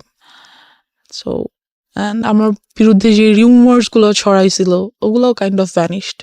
সবাই জানতো যে আমি খুব বাজে, খুব ফাজিল। আর যেহেতু আব্বু আম্মু নাই, বারণ করার কেউ নাই, ছেলেদের সাথে যে ক্রিকেট খেলতেছি, ওদের সাথে যে ফুটবল খেলতেছি, ছাদে বৃষ্টি হলে ভিজতেছি, নাচতেছি, তো এটা ছিল কাইন্ড অফ লাইক এই ধরনের মেয়েরা খুব বাজে হয়। এদের কাছে মেয়েদের সাথে এরা মিশতে পারে না, ভালো মেয়েদের সাথে এরা মেশে না। সো আমার মেয়ে বন্ধু কোনোদিনও হয়নি, কাজ যার সাথে না ওর সাথে চলা যাবে না, ও খারাপ, এমন একটা ইমেজ তৈরি হয়ে গেল আমার। সো আমার সব ছেলে বন্ধু, ওদের সাথে ওরা যা খেলে আমার তাই খেলতে হয়। সারাদিন তো বাসে বসে থাকা সম্ভব না। তো এই খেলাধুলা যাই হোক, এক পর্যায়ে যেটা হলো, আমাদের এক সিনিয়র ভাইয়া, উনি আমাদের সাথে ক্রিকেট খেলতো। তো উনি যেটা করলো, উনি বললো যে তোমাকে আমার খুব পছন্দ হয়েছে, I want to be in a relationship with you. Then I was like, কিছু বললাম না, ভাবলাম কি করবো হ্যান ত্যান। তো আমার বেস্ট ফ্রেন্ড, ওকে বললাম। তো খুব হাসাহাসি করলো, সে সিনিয়র ভাইয়ের সাথে রিলেশন করবি, তা তো তুই আমাদের আপু হয়ে যাবি না, এরকম কিছু না। তো আমি খুব ওর কথাটাতে আমি খুব মজা পেলাম, ওয়াও আমি তোদের আপু হয়ে যাবো, great, then I must do that. So আমি ওনার প্রপোজালটা অ্যাকসেপ্ট করে ফেললাম। যেটা হলো যে একদিন উনি ছাদে আসলো আমাদের। আমাদের দরজার মেইন গেট নর্মালি বন্ধ থাকে, বাট সামহাও ওই দিন আই ডোন্ট নো কীভাবে আসছে, ছাদে আসলো, এসে আমাকে আমাদের বাসার নাম্বার, আমার তখন ফোন নেই, বাসার নাম্বারে কল করলো, যেটা বাসা অলওয়েজ আম্মু রেখে যায় ফর সেফটি। কল দিল, দিয়ে বললো যে আমি ছাদে এসছি, তুমি ছাদে আসো। তো আমি ছাদে গেলাম, যাওয়ার পর he tried to kiss me, and এই ব্যাপারটা আমার কাছে অনেক নাস্টি ছিল, because I don't like it. Because আমি ছোটো থেকে ফিজিক্যালি অ্যাটাচড হওয়ার ব্যাপারগুলো আমার কাছে এতটাই ভয়ানক যে আমি এগুলো নিতে পারি না। অ্যাকচুয়ালি ও যখন শুরু করে তখনও বলছিল যে এবার শুরু হচ্ছে আমার ফল্ট। আমি মনে মনে ভাবছিলাম যে নো, এতক্ষণ ধরে যেই কজটা ছিল সেটার ইফেক্টটা শুরু হচ্ছে। So that is the thing, যে ওর পার্সোনাল লাইফে কত বড় ক্ষতি হয়ে গেছে যে ও ওই পার্টটাকে মনে করছে জীবনের সবচেয়ে বিভীষিকাময় পার্ট। এবং আমরা আজকে এই বিষয়টাকে খুব ওপেনলি এখানে ডিসক্লোজ করছি দুটো কারণে। এক, বাবা মা যারা আছেন, ফ্যামিলিতে যারা অভিভাবক আছেন, তাদের প্রতি আমাদের একটা বিশেষ মেসেজ হচ্ছে যে আপনি যাই করেন না কেন জীবনে, যত পয়সা আর্ন করেন, যত বেশি বিজি থাকেন, হোয়াট ফর, কেন করেন? বিকজ আপনার সন্তানরা তো এসে ওই লিগেসিটা ধরবে, বিকজ আপনার সন্তানদের জন্যই তো। তো সেই সন্তানকেই যদি আমি প্রপারলি বড় করতে না পারি, বা তার যদি একটা কমফোর্ট এনভায়রনমেন্ট আমি এনশিওর করতে না পারি, তাহলে এই পরিশ্রমী পয়সা কিসের জন্য? প্রথম কথা হচ্ছে এটা। সো এটার প্রায়োরিটি অবশ্যই জরুরি, এক। 2 নম্বর হচ্ছে যে যারা আজকে অ্যাডাল্ট না বয়সের দিক থেকে, এবং অনেকেই হয়তো বা শুনবে রেডিওতে, তাদেরকে বলবো স্পিক আউট, বলো। কারণ এটা একটা মেয়ের ঘটনা না বাংলাদেশে, এটা একটা শিশুর ঘটনা না বাংলাদেশে, এরকম অসংখ্য মেয়ে, অসংখ্য শিশু, অসংখ্য নারীর ঘটনা এগুলো। হ্যাঁ, কারণ কেউ স্পিক আউট করে না, আমাদের সোসাইটিতে এগুলোকে ট্যাবু মনে করা হয়। আমি বলতে চাই আজকের অনুষ্ঠান দিয়ে দ্ব্যর্থহীন কণ্ঠে যে তোমরা বলো, তোমাদেরকে স্পিক আউট করতে হবে। কিছুদিন আগে আমি দেখলাম সোশ্যাল মিডিয়াতে মিটু আন্দোলন হলো। মিটু আন্দোলন এটা অন্য একটা জিনিস, যদিও এটাকে আমি মনে করি যে ইয়াস, এভাবে বলতে হবে, ডেসপার্টলি আসতে হবে। এবং সেই জায়গাটা থেকে আমি মনে করি যে পুরো দুনিয়াকে না জানালেও অন্তত ফ্যামিলিকে জানাও, ফ্যামিলি মেম্বারদেরকে খুব ডেসপারেটলি বলো। ও তো বলেছে, কিছু কিছু ক্ষেত্রে বলেছে, তারপরেও ওকে এতটা হ্যাসল ফেস করতে হয়েছে। কিন্তু আমি জানি এরকম অসংখ্য শিশু আছে, অসংখ্য কিশোর কিশোরী আছে যারা কখনো স্পিক আউট করে না। সারাটা জীবন ধরে তাদের মধ্যে এটা ট্রমা হয়ে যায়, এবং তারা সারাটা জীবন ধরে এটা বয়ে বেড়ায়। তো সেই জায়গাটা থেকে আমি রিকোয়েস্ট করবো সবাইকে, প্লিজ স্পিক আউট। ওকে, হ্যাঁ বলো তারপর। তো যেটা হলো যে আমার ওটা ভালো লাগলো না ব্যাপারটা, ওর বিহেভিয়ারটা। হুম। সো আমি টোটালি বললাম যে I am not liking your behaviour, so I am not going to be in a relationship with you anymore. So I broke up with him. Okay, just because of this reason. Because I don't like it. আমার কাছে relationship মানে কি, সম্পর্ক তো সবার সাথেই হয়। বাবা মা আমার একটা সম্পর্ক, বন্ধু বান্ধব আমার একটা সম্পর্ক, এটাও তেমন একটা সম্পর্ক। So I just don't like it. After that যেটা হলো, ব্রেকআপ তো হইলো, বাট ও তো এলাকার বড় ভাই, so it's not good for me. ব্রেকআপটা হয়তো আমার জন্য ভালো না। যেটা করলো, অলওয়েজ আমাকে ডিস্টার্ব করতেছে, রাস্তায় বের হতে পারছি না, বাজে কমেন্টস হচ্ছে, কি বলবো, এই আমার গায়ে ইট ছুটে মারতেছে, ওদিক থেকে রং দিচ্ছে গায়ের মধ্যে, বেরোতেই পারতেছি না রাস্তায়, কুকুর ছেড়ে দিচ্ছে পিছনে। What are all this just because I broke up with you? Why? আমাকে তোমার যেমন প্রপোজ করার রাইট আছে, আমারও তোমার প্রপোজাল রিফিউজ করার রাইট আছে। এটা তুমি করতে পারো না। এরকম কিছুদিন যাওয়ার পর যেটা হয়, আমার যে বেস্ট ফ্রেন্ড, ও যেটা করে, আমাদের কিছু বাচ্চা কাচ্চা নিয়ে এলাকার কিছু সিনিয়র পার্সনদের কাছে যায় অ্যান্ড এই ব্যাপারগুলো বলে, রিকোয়েস্ট করে যে এই গ্রুপটা খুব মেয়েদেরকে খুবই, অথচ মেয়েদেরকে কিছু না, আমি একা এগুলো ফেস করছি, খুব বলে যে ওরা এরকম করছে, প্লিজ আপনারা ওদের বিরুদ্ধে কিছু একটা করেন। যাই হোক, তো সামহাও ওই ছেলেটা মেবি এরিয়া চেঞ্জ করে অন্য কোথাও বাসা নিয়ে নেয়। এবার যেটা হয়, আমাকে একটা ছেলে প্রপোজ তো না ঠিক, ব্ল্যাকমেইল করে for to be in a relationship with him. Like ওর বাবাও একজন অ্যাডভোকেট অ্যান্ড ওর আম্মু হাউস ওয়াইফ, ওর বড় দুটো বোন আছে, দুজনেই এডুকেটেড। বলতে গেলে ওর ফ্যামিলিটা খুব ভালো, বাট ও জানি না কেন এমন হয়েছে, সম্পূর্ণ বিপরীত এবং বিকৃত মস্তিষ্কের একজন মানুষ আমার মনে হয়। বিকজ ও যেটা করতো, আমাকে প্রপোজ করে কয়েকবার, আমি বারবার রিফিউজ করে দিই, because he looked so ugly first, second his behaviour was so nasty, so I didn't like him at all. সব থেকে বড় কথা হচ্ছে, অলওয়েজ এলাকায় আমি যখনই বেরোতাম দেখতাম সিগারেট খাচ্ছে, এটা আমার অনেক অপছন্দ ছিল ওই টাইমটাতে। So I refused his proposal. একদিন যেটা হলো, রিক্সা দিয়ে যাচ্ছি, চলন্ত রিক্সা লাভ দিয়ে উঠে পড়লো, you have to accept my proposal anyhow. মানা করে দিলাম। ফোন করেছে, কোথায় তুমি? আমি কোচিংয়ে। বেরো, আমি রাস্তায় দাঁড়িয়ে আছি। বেরোয় দেখি মেইন রোডের রাস্তার মাঝখানে দাঁড়িয়ে আছে। আমি মরে যাবো তুমি যদি আমার প্রপোজাল অ্যাকসেপ্ট না করো। I was like whatever. Then যেটা করলো, ওর আব্বুকে দিয়ে আমাকে ফোন করালো। মানে চিনতে ভুল করেছে, মানে থাকে না, ওর কমন সেন্স মনে হচ্ছে একটা মেয়ে আমার একটা দয়া মায়া হবে, and I think she will fall in love with me, that's why ও মাঝখানে দাঁড়িয়ে আছে। বাট সব গাল তো একরকম না, খুশি হয়ে যাবে অনেকে। আই থিঙ্ক আপনি খুশি হয়ে গিয়েছেন, ঠিক আছে, আপদ বিদায় হবে যদি আজকে কিছু একটা হয়েই যায়। Kind of like that, yes, because ও অলওয়েজ পিছন, আমি যেখানে যাচ্ছি সেখানে। ওয়াই? এনিওয়েজ, তোর আব্বুকে দিয়ে আমাকে ফোন করালো। তোর আব্বু ভাবলো যে যাক, একটা ভালো মেয়ের সাথে যদি ফ্রেন্ডশিপ হয়, মেবি ও আস্তে আস্তে চেঞ্জ হয়ে যাবে। তো ওর আব্বু ফোন দিল আমাকে, দিয়ে বললো যে আম্মু, আমার ছেলেটা তো তোমার সাথে ফ্রেন্ডশিপ করতে চাচ্ছে। বলছে আমি ফ্রেন্ডশিপ করতে চাই। আব্বু তো আর বলতে পারে না যে আমি রিলেশনে যাব। তো বাবা কেন ফোন দিয়ে সেটা ইন্সপায়ার করবে? আই ডোন্ট নো, ওর আব্বু আমাকে ফোন করলো।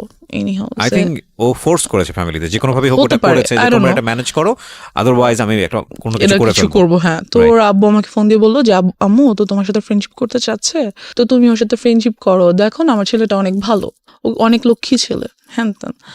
তা আমি কি বলবো আঙ্কেলকে? আমি বললাম, আঙ্কেল, আমার আম্মুর সাথে কথা বলতে নিষেধ করেছে। তখন আমি কিসে পড়ি? ক্লাস 8-এ পড়ি, 7-এ পড়ি, 7-এর শেষের দিকে।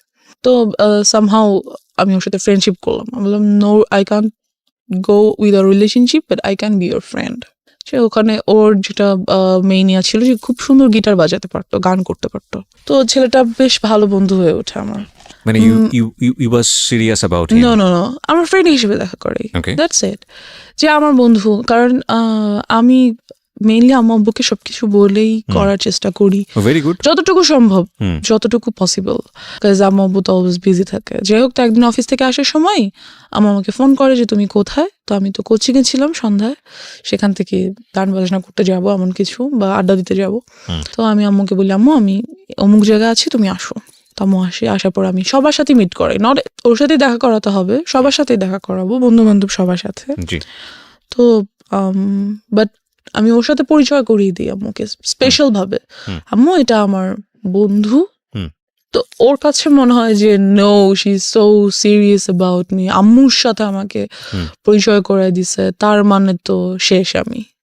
অ্যান্ড ও এমন কোনো ছেলে ছিল না যে খুব কারো ব্যাপারে সিরিয়াস হয়ে যেতে পারে, এমন কেউ ছিল না। সো আমাকে ফোন দেয় সন্ধ্যা পরের দিন সকালে, ওকে, ফোন দিয়ে বলে দ্যাট আমি তোমার সাথে আর কোনো রিলেশনশিপ রাখবো না। তোমার আমার মধ্যে তো কোনো রিলেশনশিপ নাই, okay, we are just friends. Right, যে whatever I am ditching you, you are dumped by me, এমন কিছু। লাইক তুমি কি আমাকে ইনসাল্ট করার জন্য এটা বলছো? যেটাই ভাবো, তুই আমাকে আর নেক্সট টাইম কল দিবা না, আমার সাথে কোনো কন্ট্যাক্ট করার ট্রাই করবা না, দ্যাটস ইট। আমার এত বিরক্ত লাগে যে ওয়াই ডিড আই ডু, তুমি আমার জন্য পাগল ছিলা, রাস্তার মাঝখানে যে দাঁড়ায় থাকতাম, আমি সাথে রিলেশন করি, এখন হঠাৎ করে বলতেছো আমি তোমার সাথে কল না দিই, কি করছি আমি? আমার ফল্টসটা কোথায় আমি বুঝতেছি না। দেন হোয়াটএভার, আমি ওটা বাদ দিয়ে দিই। একদিন যেটা হয়, খবর আসে যে ওকে অ্যারেস্ট করে ফেলা হয়েছে because he was dealing drugs.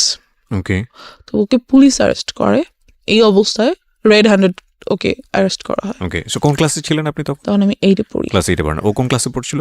O maybe intermediate or something like that. যাই হোক, তো আমি ওর আব্বুকে ফোন করি যে আঙ্কেল এরকম এরকম এটা হয়েছে, হ্যান ত্যান। তো আঙ্কেল বলে যে না, আমি যাব না। যাই হোক গিয়ে আঙ্কেল, আপনি আমাকে ফোন করে আপনার ছেলের সাথে ফ্রেন্ডশিপ করতে বলছেন, ও এত ভালো ছিল, তা আজকে ওকে পুলিশ কেন নিল? নিচ্ছে যখন আমি আপনাকে জানাচ্ছি, আপনি যেতে চাচ্ছেন না, এখন আমাকে কি করতে বলেন? আমি কি করবো? তোমার কিছু করতে, বাট ওর বন্ধুরা আমাকে বারবার ফোন করছে যাতে আমি 10,000 টাকা নিয়ে যাই। বুঝতে হবে আমি ক্লাস 8-এ পড়ি, আমার কাছে 10,000 টাকা কোত্থেকে আসবে? Right, it's not possible for me. তো ওই মুহূর্তে আমি যেটা করি, আমার কানে 2টো দুল ছিল গোল্ডের, আমি এগুলো সেল করে দিই। সেল করে 9,000 something. Why you sell? Cause আপনার তো তখন অলরেডি ওর সাথে ব্রেকআপ তো বলে না, হ্যাঁ, মানে একটা আমি দূরত্ব কথা তৈরি বলবো না বা সামথিং ঝগড়া, আই ডোন্ট নো, আমার কাছে কেন যেন মনে হচ্ছিল যে আমার ওকে ওখান থেকে নিয়ে আসা উচিত। ওকে, আমার মনে হচ্ছিল যে মেবি এটা আমার করা উচিত কোনো কারণে, এটা আমি ফিল করছিলাম। ওকে, যাই হোক, তো আমি সেল করি এটা, বাকি ওই টাকাটাই আমি ওর বন্ধুদেরকে দিয়ে দিই। তো ওকে নিয়ে আসে।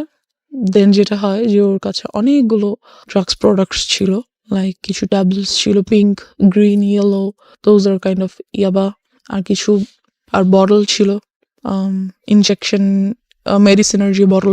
পুলিশ পেয়েছে ওর কাছ থেকে? হ্যাঁ। নাকি ও আপনি পরবর্তী? না, ওগুলোর বাসায় ছিল। আচ্ছা। ওকে তো জামিন দিয়ে নিয়ে আসা হয়, বাসায় নিয়ে এসে। আপনি টাকা নিয়ে কোথায় যান? টাকা নিয়ে আমি কোথাও যাই না, ওর বন্ধুরা আমার বাসার সামনে থেকে এসে টাকাগুলো নিয়ে যায়। ওকে, এন্ড ওকে নিয়ে আসে। আচ্ছা, এটা পরবর্তী কাহিনী। মানে তার মানে আপনি নিশ্চিত ছিলেন না যে আসলে ওদেরকে পুলিশ ধরেছে কিনা? হ্যাঁ, আমি জানতো, আমি প্রত্যক্ষ দেখিনি। Okay, see this is another thing. মানে এমনও তো হতে পারে যে ওরা আপনার কাছ থেকে টাকা নেওয়ার জন্য সিস্টেম করেছে বলেছে। হ্যাঁ, হতে পারে, জানি না কেন যেন আমার মনে হচ্ছিল যে আমার ওকে হেল্প করা উচিত, দ্যাটস হোয়াই আমি কাজটা করেছি। How did you sell your কানের দুল? কিভাবে সেল করলেন? আমার যে বেস্ট ফ্রেন্ডটা ছিল বললাম, ওকে বলেছি যে এটা আমাকে সামহাউ, এটা আমার আজকে রাতের মধ্যে আমাকে সেল করে দিতেই হবে। ও আপনাকে সেল করে দিয়ে দিয়েছে? আমাকে সেল করে দিল। আমি জানি না কিভাবে কার কাছে সেল করছে। মানে কখনো জিজ্ঞেস করেনি যে তুমি এটা কিছু জন্য সেল করছো? হ্যাঁ, জিজ্ঞেস করেছে। আমি বলছি যে don't ask anything, just I need to sell it, দাও। তো যেটা হয়, ওই ড্রাগস প্রোডাক্টস গুলো ওর বাসায় যেগুলো ছিল সেগুলো ওর একটা বন্ধু আমাকে এনে দেয়, যে ব্যাগ দেয় আর কি। পরে আমি খুলে দেখি এগুলো আছে। কিসের জন্য আপনাকে দেয়? আমার কাছে রাখার জন্য দেয়, এবং বলে যে প্লিজ এগুলো তোমার কাছে কয়েকদিন রাখো, এই ব্যাগটা আমরা কিছুদিন পরে এসে নিয়ে যাবো। ও তখন কোথায়? ও তখন যেদিন আমি যখন টাকা দিচ্ছি তখন ওটা আমাকে দেয়। আচ্ছা, ব্যাগটা আমাকে দেয় রাখার জন্য, যে যদি পুলিশ ওদের বাসায় সার্চ করে তাহলে এগুলো পাবে, আর যদি ওদের বাসায় পায় তাহলে ওর বাবা মাকেও অ্যারেস্ট করা হবে। ওকে, ওর কাছে অল্প কিছু জিনিস পাওয়া গেছে, জন্য ওকে জামিন করা সম্ভব, বাট যদি এগুলো পায় তাহলে অনেক প্রবলেম হবে। সেটা হয় আমাকে দিয়ে যায়। তো ওরাতে ওখান থেকে আমি কিছু জিনিস আমি রেখে দিই। কি মেন্টালিটিতে এটা করেছি, কেন ভালো লাগলো, আই ডোন্ট নো কেন রাখলাম। যেগুলো ড্রাগ না, আমি জানতাম না ওগুলো কি, বাট আমি রেখেছি। কেন রেখেছি আই ডোন্ট নো। আমার কাছে মনে হলো যে আমার রাখা দরকার, বা আমি রাখি। ইট ওয়াজ ইন আ ফ্লো, আমি রাখলাম জিনিসগুলো কোনো কারণে। তো রেখে দিলাম। রাখার পর ওরা কিছুদিন পর এসে ব্যাগটা নিয়ে গেল, কথাবার্তা বলি না। যাই হোক, তো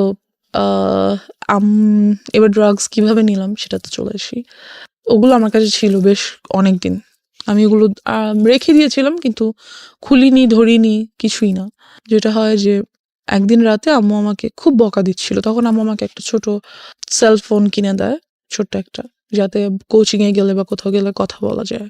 তো ওটা আমি টিপাটিপি করছিলাম, মেসেজেস দেখছিলাম, তো আম্মু এসে দেখে আমি বইয়ের সামনে রেখে ফোন ইউজ করছি। তো আম্মু খুব বকা দেয় আমাকে, প্রচন্ড বকা দেয়, অ্যান্ড আমার পাস্ট নিয়ে অনেক কথা বলে, লাইক কখনোই তোমাকে নিয়ে আমি কোনো শান্তি পাই নাই, তুমি সবসময় আমাকে প্রবলেমস ক্রিয়েট করছো আমাদের লাইফে, তুমি এটা করছো সেটা করছো, হ্যান ত্যান, খুবই বকাবকি করে। তো এক পর্যায়ে আমি আমার উপর খুব চিল্লাই, ইট ওয়াজ মাই ফল্ট অর সামথিং, আমি করেছি ইচ্ছা করে, সামথিং লাইক দ্যাট। তো আম্মু যেটা করে, আমার ফোনটা নিয়ে ভেঙে ফেলে অ্যান্ড আমাকে রুম বাইরে থেকে লাগিয়ে চলে যায়। খুব বিরক্ত লাগে ব্যাপারটা, আমার খুব মেজাজ খারাপ লাগে যে আমি কেন আমার সাথে এই কাজটা করলো উইদাউট এনি রিজন, হঠাৎ করে এসে ফোনটা নিয়ে ভেঙে আমার সাথে রাগারাগি, চিল্লাচিল্লি। আমি তো কিছু করিনি। কোন ক্লাসে তখন? আমি তখন ক্লাস 8-এ। Okay. আমার তখন টেস্ট পরীক্ষা সামনে, 8-এর টেস্ট পরীক্ষা চলছে, পরের দিন আমার ইসলাম শিক্ষা পরীক্ষা, এরকম কিছু। যাই হোক, তো আমি পড়ছিলাম, but phone that's why maybe আমার রাগ করছে যে পড়ার টাইমে ওয়াই আর ইউ, ঠিক আছে সেটা তুমি বকা দিতে পারো যে ফোন কেন নিয়ে রেখেছো, বাট শি ওয়াজ লাইক তুই এটা করছিস ওটা করছিস। তো আম্মু আমাকে রেখে চলে গেল, রাতে খাবার দিল, খেলাম না, ঘুমাতে যাব। আম্মু ওদিন আমার সাথে আমার রুমে ঘুমাবে, সে ঘুমাচ্ছে। তো আমার ব্যাপারগুলো এত খারাপ লাগছিল যে আসলেই মেবি আমি আমার আব্বুর লাইফে অনেক বড় একটা প্রবলেম, আমার জন্য হয়তো বা আসলেই তারা অনেক সাফার করছে, যেহেতু আমার জন্য পুলিশের কাছে যেতে হয়েছে, এলাকায় প্রবলেম হয়েছে, a lot of things they had to suffer for me, so I was like আমার মেবি বাসা থেকে চলে যাওয়া উচিত, হয়তো আমি না থাকলে আব্বু আম্মুর কোনো প্রবলেম হবে না, তো তারা কি বলবো, তাদের সব প্রবলেম সলভ হয়ে যাবে, আমি হয়তো তাদের প্রবলেম। আমি যেটা করলাম, রাত্রে প্রায় 1:30টার দিকে ঘুম থেকে উঠে বাসা থেকে বের হয়ে গেলাম। And you don't know আপনি কোথায় যাচ্ছেন? নো, আই ডোন্ট নো, আমার জাস্ট মনে হচ্ছিল আমি হয় মারা যাবো, আদারওয়াইজ এই বাসায় থাকবো না। ওকে। বিকজ আমি হচ্ছি এই বাসার প্রবলেম, আমি নাই তো বাসাটা শান্তি থাকবে, বিকজ আম্মুর কথা আমার এমনই মনে হচ্ছিল। তো আমি বের হয়ে গেলাম, বের হয়ে রাস্তা একটু সামনে যেয়ে বসে রইলাম, একটা বাসার সামনে বসে রইলাম। তো তখন মনে হচ্ছিল যে না, বাসায় চলে যাই, বাসায় চলে যাই, আম্মু ঘুম থেকে উঠার আগে বা এটা জানতে পারার আগে যে আমি বাসায় নেই, আমি বাসায় চলে যাই। আর ভাবলাম না, যাবো না, like I was confused, and এর মধ্যে অনেক রাত হয়ে গেছে। তো যেটা হলো, আব্বু ঘুম থেকে উঠে গেল এবং দেখলো আমি নেই, এলাকায় কিছু লোককে ফোন দিল, এক পর্যায়ে অনেক টাইম হয়ে গেল আর কি, প্রায় ভোর হয়ে আসছে, তখন আব্বু পুলিশকে ফোন করলো। আব্বু পরিচিত ছিল থানার পুলিশদের সাথে, তো ফোন করলো যে দেখেন কোথাও আছে কিনা। তো টহলদার যে পুলিশরা ছিল আমাকে পেলো অ্যান্ড বাসায় নিয়ে আসলো, অ্যান্ড আব্বু আমাকে কিছুই বললো না, কোনো বকাঝকা করলো না, কিছু করলো না, বিকজ আব্বু নিউ দ্যাট আম্মু আমাকে এমন কিছু একটা বলছে যার জন্য আমি কাজটা করছি। তো আব্বু আমাকে জাস্ট বললো যে নেক্সট টাইম যদি কখনো তুমি বাইরে যেতে চাও, রাতে ঘুরতে যেতে ইচ্ছে করে, তাহলে বাবাকে বলবা, আমি তোমাকে নিয়ে যাবো। I was like wow great, but আমার এইটাতে হয়তো আমার ফিল করা উচিত ছিল যে না, বাবা আমাকে একটা চান্স দিছে, I should take it, but আমার কেন যেন খুব বিরক্ত লাগছিল, বকা দিল না কেন আমাকে, আমি রাতের বেলা বের হয়ে গেছি, আমাকে অবশ্যই বকা দেওয়া দরকার ছিল, দিল না কেন, কেমন যেন লাগছিল। এরপর থেকে যেটা হলো, আম্মুর সাথে আমার আর কোনো কমিউনিকেশন হচ্ছে না, কথাবার্তা হচ্ছে না, আর আমার খুব মাথা ব্যথা হতো, মনে হতো যে মাথা ব্যথায় মাথা ফেটে যাচ্ছে, এত মাথা ব্যথা হতো। যেটা হলো, আমি যাতে কোনোভাবে লাইক আর হ্যারাসড না হই, এই থটটা থেকে আমি অনেক বন্ধুদের সাথে, এমন ছেলেদের সাথে ফ্রেন্ডশিপ করেছিলাম যে যারা আমাকে টিস করতে পারে। করার কারণ হচ্ছে এটা যে ওরাই যখন আমার ফ্রেন্ড হবে তখন ওরা আর আমাকে টিস করবে না বা আমাকে কোনো প্রবলেম করবে না। তো ওদের মধ্যে থেকে একজন আমাকে বললো কি যে তুই সিগারেট খা, সিগারেট খেলে যেটা হবে মাথা ব্যথা করবে না। তো আমি সেই কাজটাই করলাম, সিগারেট খেলাম, অ্যান্ড ফিলিংসটা এমন ছিল যে হ্যাঁ খুব মাথা ঘুরতেছে, কিন্তু একটু পরে আর মাথা ব্যথা করছে না। পৃথিবীর অন্যতম জঘন্য জিনিস, এবং এটা যারা খায় প্রথম আমি একটু বলে নেই, বিকজ ওই ফ্যান্টাসিতে সবাই থাকি আমরা টিনেজ বয়সে, আমি যদি একটা টান দিইনি তা না, সে কারণেই বলছি। এর চেয়ে জঘন্য জিনিস আমার কাছে মনে হয় না, এটাতে মানুষ কেন নেশা, অন্যান্য ড্রাগসগুলোর ক্ষেত্রে কি হয় আমি জানি না, কোনো ফিল নিশ্চয়ই আসে, কিন্তু এটাতে তো কোনো ফিল আসার কোনো লজিকই আমি খুঁজে পাই না, একটা খুব কটু গন্ধযুক্ত একটা ধোঁয়া, এবং এটা মানুষ ভিতরে কেন যে নেয়, এবং নেয়ার পরে যে মুখের যে গন্ধ, এইগুলো এদের কাছাকাছি যাওয়া যায় না। আই এম সরি, মানে ভেরি এম্বারেসিং। এটা কোনোভাবেই মানে খাদ্যযুক্ত একটা জিনিস হইতে পারে না, কোনোভাবেই না, অখাদ্য এটা, এবং এত বেশি অখাদ্য এটার ভিতরে মানুষ হুদাই অকারণে ব্রেন থেকে একটা ট্রমা মানে এই পার্টিকুলার জিনিসের প্রতি মানুষ তৈরি করে যে না এটা খাইলে এরকম একটা ফিল হয়, এটা খাইলে সিগারেট ছাড়া একটা কবিতা আসতেছে না, সিগারেট ছাড়া এটা হচ্ছে না, সিগারেট ছাড়া বাথরুম হচ্ছে না। ফালতু থিং, নাম্বার ওয়ান ফালতু থিং, এত দুর্গন্ধযুক্ত জিনিস। জি বলেন। এনিওয়েজ, তো যেটা হয় সিগারেট খাওয়া শুরু করে দিই আস্তে আস্তে। আর ওই পিরিয়ডটাতে আমার আর রাতে ঘুম আসে না। So how do you smoke? Because আপনার তো ফ্যামিলিতে এটা জানানোর কোনো বিকজ সুযোগ আমি নেই। ওই যে বললাম ক্লাস বাসায় 8 যার পড়া যার অবস্থায় আপনি স্মোক করেন। রাইট, বাসায় যার যার রুম আলাদা, কেউ কারোর রুমে যাচ্ছে না। আর রাতে তো সবাই ঘুমিয়ে যাচ্ছে, আমি আমার রুমে আছি। Like so you locked your room? No, I never locked my room because আম্মু আব্বু মাঝে মাঝে আসে, বাট রুম সবাই ঘুমিয়ে গেলে কিন্তু কেউ হাঁটলে সাউন্ড পাওয়া যায়। আপনি বুঝতে পারেন যে না, হ্যাঁ, কেউ কেউ একজন আসলেই আসছে। আমি ফেলে দিই, ফ্যান ছেড়ে একটু স্প্রে করে দিই, দ্যাটস ইট। এটা আমাকে ওরা শিখিয়ে দিয়েছে, এরকম এরকম করলে কোনো স্মেল পাবে না, হ্যান ত্যান। চকলেট রাখা যায় সাথে, তা আব্বু আব্বু আম্মু বুঝে না, আর আসলে তারা আসেও না। যাই হোক, তো আমার রাতে ঘুম আসে না, কোনোভাবেই আমার ঘুম আসে না। ঘুম আসলেই আমি আজেবাজে স্বপ্ন দেখি। চোখ বন্ধ করলেই আমি দেখি that someone is trying to do something with me, they are like holding me, আমাকে দুই দিক থেকে দুইজনে ধরে টেনে ছিঁড়ে ফেলতেছে। ভয়ানক সব স্বপ্ন দেখি, লাইক আমি ঘুমাতে পারি না, ঘুম আসলে ঘুম ভেঙে যায় আজেবাজে স্বপ্ন দেখে। তো আমি এরকম একদিন রাতে ঘুমাচ্ছি, এমন একটা স্বপ্ন দেখলাম। স্বপ্নটা দেখে আমার এত ভয় পেলাম, ঘুম থেকে উঠে আমি ওই যে জিনিসগুলো এনে রেখেছিলাম ছেলেটার ব্যাগ থেকে, সেখান থেকে একটা বটল নিয়ে ইয়াটা খোলার চেষ্টা করি, কিন্তু এটা খোলা যাচ্ছিল না, ক্যাপটা। তো বুঝতে পারি যে ওটা সিরিঞ্জের সুইটা ঢুকিয়ে টান দিয়ে খুলতে হবে। So I did this, but আমি ওটা বডিতে পুশ করি না, যেটা করি গ্লাসে, মানে নেই, একটা ছোট গ্লাসের মধ্যে নেই, নিয়ে আমি ওটা খাই ওই দিন রাতে। যেটা হয় যে ওটা এতটা তিতা ছিল, আর খাওয়ার ঠিক 10 থেকে 15 মিনিটের মধ্যে আমি সেন্সলেস হয়ে যাই। সেন্সলেস হয়ে যাওয়ার পর আব্বু আম্মু সামহাও মেবি আমাকে রাতে দেখতে এসেছিল যে ঘুমাচ্ছি কিনা, ঠিক আছে কিনা, একটু বাদে আর কি। আমি সেন্সলেস হয়ে যাওয়ার কিছুক্ষণ পর তো দেখে আমি মাটিতে শুয়ে আছি, ফ্লোরে। তো তারা এসে দেখে, আব্বু আমাকে ধরে সোজা করে দেখে আমার মুখ থেকে ফেনা বের হচ্ছে। দেখে আমাকে সাথে সাথে হসপিটাল নিয়ে যায়। হসপিটাল নিয়ে যাওয়ার পর হোয়াট ওয়াজ ইট? এটা কি ছিল? I don't no, maybe some drug product, যেটা বডিতে নিতে হয় অফকোর্স, যেহেতু ইনজেকশন ইয়াগুলোতে ছিল, বটলগুলোতে ছিল। সেটা আপনি খেয়ে ফেলেছেন? হ্যাঁ, সেটা আমি খেয়ে ফেলেছি। আমি বুঝতে পারিনি যে জিনিসটা আসলে যে কি ধরনের ড্রাগ প্রোডাক্ট, বুঝতে পারছিলাম না। যেটা হয় তো নিয়ে ওয়াশ করে বাসায় নিয়ে আসে, 2 দিন হসপিটাল থেকে বাসায় চলে আসি। এরপর থেকে আমি কেউ জন্য আমার ভালো লাগে না, আমি রাতেও ঘুমাতে পারি না, দিনে আমার কিছুতেই শান্তি লাগছে না, কিছুতেই আমি থাকতে পারছি না। যেটা শুরু করি, সিগারেট তো খাই, সাথে ফ্রেন্ড সার্কেলরা আমাকে বিভিন্ন ধরনের মদ এনে দেয়, ওগুলো খাই, বাট তাহলে আমি ঘুমাতে পারি।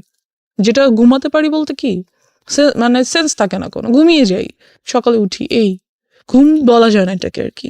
তো এভাবে করতে করতে এক পর্যায়ে যেটা হয়, আমার হেলথ খুব খারাপ হয়ে যেতে থাকে।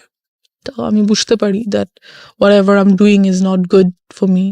কি করব, ভাল লাগছিল না, এগুলো ছাড়া কোনোভাবেই থাকতে পারছিলাম না। এর বাহিরে আরো কিছু ড্রাগ প্রোডাক্টস ট্রাই করতে চাই, মেবি ওগুলার দ্বারা এগুলো ওভারকাম করতে পারবো। এমন একটা থট ছিল যে হয়তো ওগুলো যদি আমি ট্রাই করি তাহলে হয়তো এগুলো ওভারকাম করতে পারবো, এমন একটা ব্যাপার। তো একদিন একটা ফ্রেন্ড বলে যে ঠিক আছে, তোকে আজকে ইয়াবা ট্রাই করাবো, তার জন্য অমুক ফ্রেন্ডের বাসায় যাবো, ওর বাসায় আজকে আব্বু আম্মু থাকবে না। ওকে, দেন ওরা অনেকগুলো ছেলে সবাই, আর আমি আর একটা মেয়ে আমার সাথে, আর একটা ফ্রেন্ডের ওয়াইফ, ওরা বিয়ে করে ফেলেছে এরকম কিছু। তো আসলো, ওরা সবাই ইয়াবা ট্রাই করছে। তো যখন আমার টার্ন আসলো আর কি, আমার কাছে খুব ভয় লাগছিল যে আমি কি আসলে এটা করবো, বিকজ এটা নেওয়ার সাথে সাথে আমি দেখতেছিলাম সবাই শুয়ে পড়তেছে, যেই এটা ট্রাই করতেছে শুয়ে পড়তেছে, লাইক সেন্সলেস হয়ে যাচ্ছে আর সামথিং, নেশাগ্রস্ত হয়ে যাচ্ছে। তো আমার খুব ভয় লাগছিল যে আমি কি আসলে এটা করব। তো ভাবলাম যে করবো না, খুব ভয় পাচ্ছিলাম। ওখান থেকে চলে আসি সামহাও। তো ওরা আমাকে যেতে খুব মানা করে।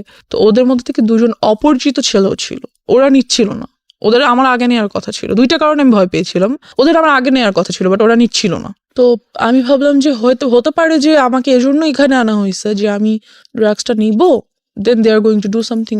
আমার ব্রেনে শুধু এটাই কাজ করছিল, দ্যাটস আমি নিলাম না, চলে আসলাম ওখান থেকে। অ্যান্ড ড্রাগ অ্যাডিকশনের মধ্যে তাহলে কিছুই পড়ে না, শুধু পরে আমি খুব সিগারেট খেতাম, অ্যান্ড এলাকায় সবাই এটা জানতো, আব্বুকে খুব বিচার দিত। তো একদিন আব্বু আমাকে সরাসরি এসে ধরার জন্য রাতে ঘুমায় না, বিকজ পাশের বিল্ডিং এর লোকের আব্বুকে এটা বলতো যে আপনার মেয়ে একদিন হ্যাঁ, রাতের বেলা আমরা সিগারেট দেখি খায়, আমরা ব্যালকনিতে দেখি, বসে। হ্যাঁ, ছাদে যেয়ে খায় বা হুম। বারান্দায় বসে খায়, আমরা দেখি। তো একদিন রাতে আব্বু ঘুমায় না, আমি সিগারেট খাচ্ছি, এরই মধ্যে আব্বু রুমে এন্টার করে। আমি আর বুঝতে পারি না, বিকজ ফ্যান চলছিল, আমি খেয়াল শব্দ করি টের না, পাননি, শব্দ দরজা খোলা। পাই না। তো আব্বু এসে আমার সামনে এসে দাঁড়িয়ে he says, you have cigarettes? I say yes. কিছু করার নেই, আমাকে তো দেখে ফেলেছে। দেন হি সেইজ, আমাকেও দাও, আমিও একটু খাবো। বাবা কখনো সিগারেট তো দূরের কথা, আব্বু চাও খায় না, কিছুই খায় না, কোনো ধরনের আউট ভাত বা নর্মাল খাবার ছাড়া আউট কোনো কিছু বাবা খায় না। হি সেড, আমাকেও একটু দাও, আমি খাবো। কেন খাও, কি ভালো লাগে? বকা দেয় না আমাকে কোনো। তো আব্বু ওদিন সারা রাত আমার সাথে অনেক গল্প করে, তার লাইফ সম্পর্কে অনেক কিছু বুঝায়। দেন যেটা হয় যে আমি বুঝতে পারি, বাট সিগারেট ছেড়ে দেওয়াটা তো ইজি না, and I couldn't do that. তো আমার যে বেস্ট ফ্রেন্ডের কথা বলছিলাম, সবই জানতো মোটামুটি। এক পর্যায়ে আমাকে প্রপোজ করে that yes, I like you so much and I think you must be my. ও জানতো যে Girlfriend. আপনার এই Yeah. আদ্যপান্ত সব জানতো? হ্যাঁ, ও সব কিছু জানতো, ও ছোট থেকে আমার সাথে ছিল। অ্যান্ড আপনার এই ধরনের অ্যাক্টিভিটিসে আপনার পড়াশোনায় কোনো ক্ষতি হতো না? হ্যাঁ, অফকোর্স আমার রেজাল্ট অলওয়েজ খারাপ হতো, পড়াশোনায় মনোযোগ ছিল না, এরকম চিন্তা কিছু। করে দেখেন, একটা root cause basically sexual harassment, and ওই জায়গাটা থেকে একটা মেয়ের জীবনটাকে কিভাবে অন্যদিকে নিয়ে যাচ্ছে। ওকে, তো এই তো ওর প্রপোজালটা আমি অ্যাকসেপ্ট করে ফেলি। ও আমার ক্লাসমেট, অ্যান্ড বাট ও জানি না ও ইচ্ছা করে কিনা বা আল্লাহ প্রদত্ত হতে পারে, ওর সাথে থাকার কারণে দেখা গেছে আমি অনেক কিছু স্কিপ করতাম। লাইক হ্যাঁ আচ্ছা কোচিংয়ে যাও, প্লিজ যাও পড়ো, ওকে আমার নোটটা নাও, লাইক পড়াশোনার ব্যাপারেও আমাকে খুব হেল্প করতো। অ্যান্ড যেটা হতো যে যেই জিনিসটাতে আমি ভয় পেতাম, like if somebody touches me, আমি এটা কখনো নিতে পারতাম না যে কেউ আমাকে টাচ করতেছে। আমার কাছে এসে কোনো ছেলে বসলেও আমার বিরক্ত লাগতো, ভালো লাগতো না। আমার আমি হ্যালুসিনেট করতাম that he is coming towards me, trying to touch me, something like that. আমি মেন্টালি লাইক কি বলবো, উইক হয়ে যাচ্ছিলাম। বাট এই কাজটাও কখনো করতো না, যেটা আমাকে ওর কাছে খুব কমফোর্ট ফিল করতাম আমি। Okay, okay. Because he never use to do this, যেটা আমার ছেলেদের প্রতি অলওয়েজ থিঙ্কিং ছিল, এই কাজটাও করতো না কখনো আমার Okay. সাথে। So he was like very friendly with me, helpful, lovable, something like that. তো নোট করে দিত, আমার সব নোটও করে দিত, হোমওয়ার্ক করে দিত, লাইক ও আমাকে ইন্সপায়ার করতো সব কিছুতে, আমাকে বুঝায় বলতো। I use to cry with him that I had all this in my life. সাধারণত বেসিক্যালি দেখা যায় কি যে কোনো ছেলে যদি রিলেশনশিপে যেতে চায়, তারা কখনোই এমন একটা মেয়ের সাথে রিলেশনশিপ করবে না যার লাইফে এই ধরনের হিস্ট্রি ছিল। I guess no. অ্যান্ড কোর্সে তো গুড, অ্যাটলিস্ট ওরা একবার হলেও বলবে যে তুই এগুলো করে আসছিস। যখন Or- একদম টেম্পার লুজ করে তখন এগুলো হ্যাঁ, রেকর্ড নেয়। আর ওকে অ্যাবিউজ করবে, আর ওকে ইউনো কি বলবো, একটু আন্ডার এস্টিমেট করবে। বাট যেটা ওর ক্ষেত্রে হতো, ও কখনোই এই কাজগুলো আমার সাথে করতো না। আর অলওয়েজ আমাকে খুব ইন্সপায়ার করতো that it's okay, you are going to overcome all this, it's fine. How your family treated you? Because you know, বাবা জেনে গেল যে তুমি সিগারেট করছো, আমি তোমাকে তুমি করেই বলি, বিকজ তুমি আমার অনেক ছোট হবা, এতক্ষণ পরে তুমি চলে এসছো। It's so okay.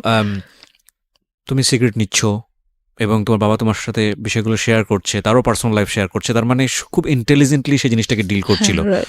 এবং সে খুব ভালোভাবে বুঝতে পারছিল যে আমার মেয়েকে যদি আমি এখন খুব অতিরিক্ত শাসনের জায়গায় নিয়ে যাই, সে আরও বেশি খারাপ হয়ে যেতে পারে। সো খুব ইন্টেলিজেন্টলি সে ডিল করছিল। বাট এটা নিয়ে কি তোমার বাবা মার মধ্যে কোনো ধরনের কোনো ঝামেলা দেখতা? কোর্স তারা কি বলবো, তোমাকে নিয়ে ঝগড়া করা বা না কোনো তাহলে? না, আমার আব্বু আম্মু খুব কাম, আগেই তো বলেছি। তারা ঝগড়া করতো না, বাট টেন্সড থাকতো অফকোর্স। মাঝে মাঝে যদি আমি যেহেতু রাতে ঘুমাতে পারি না, স্টিল পারি না, আমি যদি উঠে তাদের রুমের কাছাকাছি যাই। তুমি রাতে তাহলে- ঘুমানো বলে আমার অনুষ্ঠানগুলো শুনেছো, that's why you are here. এটা আমি একটু জাস্ট খালি বলে দিলাম ওকে। ও কোনো অ্যান্ড্রয়েড ইউজ করে না, এবং এটার পিছনে একটা রিজন আছে। রিজনটা কি বলো তো? রিজন হচ্ছে যেহেতু লাইফে অলরেডি এত কিছু হয়ে গেছে, অ্যান্ড্রয়েড ইউজ করা মানেই বাবা মা চিন্তা করে অ্যান্ড্রয়েড ইউজ করলে অনেক কিছু, আর অ্যান্ড্রয়েড আরো দিয়ে পাওয়া যায় ডিফিকাল্টিস না। ফেস হতে পারত। হ্যাঁ, পাওয়া যায় না এমন তো কিছু নাই অ্যান্ড্রয়েডে, সব কিছু পাওয়া যায়। So আমি আরো ইনফরমেশন জানবো, হয়তো আরো অনেক কিছুর ব্যাপারে জ্ঞান খুলে যাবে, সেগুলো ট্রাই করতে ইচ্ছে আরো করবে। বেশি ডিরেইলড হয়ে যেতে পারো তুমি, Yeah, লাইক যে তুমি ড্রাগের কাছে চলে গিয়েছো। রাইট। সো দ্যাটস ওয়াই ওনারা বলেছে যে তুমি এটা থেকে দূরে থাকো, এবং আলটিমেটলি তুমি এটা এগ্রিও করেছো। অফকোর্স। সো তুমি তো আসলে অবাধ্য না, যেটা মনে হয়েছে। এবং তারপরেও এই বিষয়গুলো যখন ফ্যামিলি জেনে গেল, তোমাকে ড্রাগের কাছ থেকে সরানোর জন্য কি করেছে তারা? ড্রাগের কাছ থেকে যেটা আমি বললাম যে ইয়াবাটা মাঝে মাঝে ট্রাই করতাম। ওকে, তো ওটার জন্য আমাকে রিহ্যাবে পাঠানো হয়েছিল। এক পর্যায়ে তারা রিহাবে পাঠালো। হ্যাঁ, যখন বাবা জেনে যায় কোন ক্লাসে ছিলে তখন তুমি? 9-এ। ক্লাস 9-এ। আচ্ছা, তারপর? বেশি দিন আমি ছিলাম না অবশ্য সেখানে। বেশি দিন কি, আই মিন টু সে ওখানকার ডাক্তারদের সাথে খুব কথাবার্তা হতো, আর যা ট্রিটমেন্ট ছিল বাসাই তা চলতো। বিভিন্ন ধরনের মেডিসিনস অ্যান্ড ট্রিটমেন্টস ওগুলো বাসাই হতো। এই তারপর আস্তে আস্তে সেগুলো থেকে চলে যাই, অ্যান্ড আল্লাহর রহমতে আমি এখন কোনো কিছুই আর নিই না, Okay. Nothing, I am totally out of it. এখন তো ফ্যামিলি সবকিছু জানে তোমার সম্পর্কে। হ্যাঁ, তো সবকিছু জানার পরে তারপরে সবকিছু বলতে জানে আর কি। মানে ডেফিনেটলি তুমি যেগুলো এখানে যেগুলো বলেছো সেগুলো থেকে আমার কাছে মনে হয়েছে যে অনেক কিছুই জানে। তো এরপরে তোমার প্রতি তাদের যে আচরণটা, সে আচরণটা কি তোমাকে কমফোর্ট দেয় ফ্যামিলি এনভায়রনমেন্টে? হ্যাঁ, of course comfort. They are a comfort zone for me. Of course they are. Because আমার আব্বু খুব ইন্টেলিজেন্টলি সবকিছু হ্যান্ডেল করে। দে ফিলস যে হ্যাঁ আমার ওকে কন্ট্রোল করা দরকার, আর আমার ওকে ম্যানেজ করা দরকার, মেনটেন করা দরকার, বাট ওকে টর্চার করে না, মেন্টালিও না, ফিজিক্যালিও না, because they knows about it. আসলে ওনারা ওনাদের জায়গা থেকে বেস্ট ট্রাই করেছে আমার মনে হয়। এর থেকে বেশি কি করবে? আর একটা বাবা মা, যখন বাবা মাদের বয়স যদি বলি, আমার আব্বু আম্মুর বয়স, সেই সময়টাতে তো বাচ্চারা ফ্রি ভাবে ঘোরাফেরা করতো, কেউ কিছু বলতো না, সবার মেন্টালিটি অনেক ভালো ছিল, সাফ ছিল। ডেফিনেটলি, কিন্তু we are not accusing anybody, but সিচুয়েশনে যখন একটা শিশু বড় হচ্ছে কোন একটা পার্টিকুলার সিচুয়েশনে, ওই সিচুয়েশনে চারপাশে যা থাকবে সেটাকেই সে অ্যাবজর্ব করবে। রাইট, ওই সিচুয়েশনটা যদি তার জন্য প্রতিকূল হয়, সেটাকে সেভ করার দায়িত্ব প্রথমত বাবা মার। সমাজ তো অবশ্যই, পরিবার তো অবশ্যই, তাদের একটা ভূমিকা আছে, এবং সেই জায়গায় অনেক বড় বড় ল্যাক আছে আমাদের, বিশেষ করে নারী শিশুদের ক্ষেত্রে, নারীদের ক্ষেত্রে, এবং অফকোর্স শিশুদের ক্ষেত্রেই আমি বলবো। এবং এই যে ধরনের যৌন নির্যাতন, এই নির্যাতন এটা কিন্তু শুধু বাংলাদেশের সিনারি না, এটা কিন্তু সারা ওয়ার্ল্ডেরই সিনারিও। এবং সেখানে আমরা দেখি যে স্পোক পারসন, মানে যারা এই বিষয়গুলো নিয়ে কথা বলেন, তারা ইনডিটেলি জান না কি হয়। এবং খুব ভালো, আমি তোমাকে মানে স্যালুট করি যে সামহাও কাউকে না কাউকে তো এগিয়ে আসতে হবে, কাউকে না কাউকে তো বলতে হবে। তুমি কি মনে করো যে এগুলো নিয়ে স্পিক আউট বললে এটা কিছুটা হলে কমবে, বা এখানে একটা ইফেক্ট পড়বে, বা যারা এই কাজটা করে তারা সতর্ক হবে? অফকোর্স হবে ইনশাল্লাহ, আর হওয়া উচিত। কাজ আমরা মেয়েরা আজকাল অনেক কিছু করতে চাই। মেয়েরা পাইলট হয়, ডক্টর হয়, ইঞ্জিনিয়ার হয়, অনেক কিছু হয়। হতে হলে কিন্তু অনেক কিছু ফেস করতে হয়। যে যত বড় হবে, যত উপরে উঠবে, তার ততগুলো ধাপ পেরিয়ে যেতে হবে। আর সে প্রত্যেকটা ধাপে ধাপেই কোনো একটা বিপদ হয়তো ওয়েট করছে। সে যদি নাই জানে যে কোনো একটা বিপদ আমার জন্য ওয়েট করছে আমার মতো, তাহলে সেটা সে ওভারকাম করবে কিভাবে? জানতে হবে। কিন্তু আমার জায়গাটা হচ্ছে ওইটাই, যে যারা সুযোগটা নিল, লাইক তোমার স্কুল টিচার, ইভেন গাড়ির ড্রাইভার, ইভেন তোমার বাসার কাজের লোক, ইভেন কাজের মিস্ত্রি, কেউই তো বাদ যায়নি, রাইট? তো তুমি কি মনে করো যে তোমাদের মতো যারা ভিকটিম আছে, যারা এইভাবে বিভিন্নভাবে হচ্ছে ফ্যামিলিতে টর্চার, এখানে একটা ছেলেও হতে পারে, হ্যাঁ, যেও হতে পারে, তো তাদের আসলে বলা উচিত, অন্তত ফ্যামিলিতে বলা উচিত, বেশি বেশি করে এই বিষয়গুলো অবশ্যই বলা উচিত, তাদের জানানো উচিত, তাদের প্রবলেমস গুলো শেয়ার করা উচিত। এতে করে যারাই কাজটা করছে তারা ভয় পাবে, রাইট? তাদের মনে হবে যে এই কাজটা যেহেতু এগিয়ে আসছে মানুষ সামনে, আমি নেক্সট টাইম করলে আমার শাস্তি হবে, রাইট? তাদের ভয় পাওয়া উচিত, এবং ভয় পাবে তারা বলবে। এবং আমিও বলতে চাই যে এই যে অন্ধ কুসংস্কার একটা সামাজিক মানসিকতা, যে ওনার মেয়ে এটা হয়েছে না জানি ওনার মেয়ে কত খারাপ, বা ওনার ছেলে এটা হয়েছে না জানি ওনার ছেলে কতটা খারাপ, এই না জানি থেকে আমাদেরকে বের হতে হবে। কে কি মনে করলো না করলো, সেই জায়গাটায় যদি কোনো ইনজাস্টিস থাকে, এবং সেই ইনজাস্টিসটাকে আপনি নিজের সম্মানের জায়গাটা থেকে যদি মনে করেন যে ওকে আমি এই ইনজাস্টিসটাকে মেনে নিচ্ছি নিজের সম্মানের জায়গা থেকে, ফাইনালি আপনার সম্মান থাকে না আসলে, এটা কোনো না কোনোভাবে এটা কিন্তু আপনি হ্যারাসমেন্টের শিকার হচ্ছেনই। So you are right now 19, এবং আমি মনে করি যে জীবনে আরও অনেক অনেক অভিজ্ঞতা সামনে আছে, অ্যান্ড ইনশাল্লাহ it will be positive for you. আমি ডেফিনেটলি থ্যাঙ্কস জানাই তোমার বাবা মাকে, তারা তোমাকে অনেক লিবার্টি দিয়ে বড় করছেন, বাট এই জায়গাগুলো আমার মনে হয় না তোমার ক্ষেত্রে তুমি যে পরিমাণ সাফার হয়েছে, তোমার ইয়াঙ্গারের ক্ষেত্রে অতটা সাফার হওনি, কারণ তোমার একটা অভিজ্ঞতা ছিল, সো তোমার জায়গাটা থেকে তুমি ওকে শেল্টার দিতে পেরেছো। সো সেই জায়গাটা থেকে আমি মনে করি যে ডেফিনেটলি আজকের এই এপিসোডটা অনেকের জন্যই লার্নিং হবে। এবং ইনশাআল্লাহ। আমি তোমার জন্য উইশ করি যে তোমার একটা বেটার ফিউচার হোক Thank এবং you so much. তুমি রাইট নাও 19 এবং তুমি অনেক ভালো পড়াশোনা করো, তোমার লাইফের যে এম আছে সেই জায়গাগুলোতে তুমি খুব ভালো করো। আর দিন শেষে যাই কিছু করি না কেন আমাদের একটা জিনিস মাথায় রাখতে হবে, we live in the society, we live in the family, এবং আমাদের যে প্রবলেমগুলো আছে সেগুলো হয়তো আমাদের কিওর করতে হবে, but we can deny our society, we can deny our family. So বাবা মা যাই কিছু করুক না কেন, যেটাই কিছু করুক না কেন, তারা আমাদের বেস্ট গিফট আমাদের দুনিয়াতে, এবং we have to respect them. এটা হচ্ছে শেষ কথা। So thank you so much আমার এখানে আসার জন্য। Wish you best of luck. Thank you so much.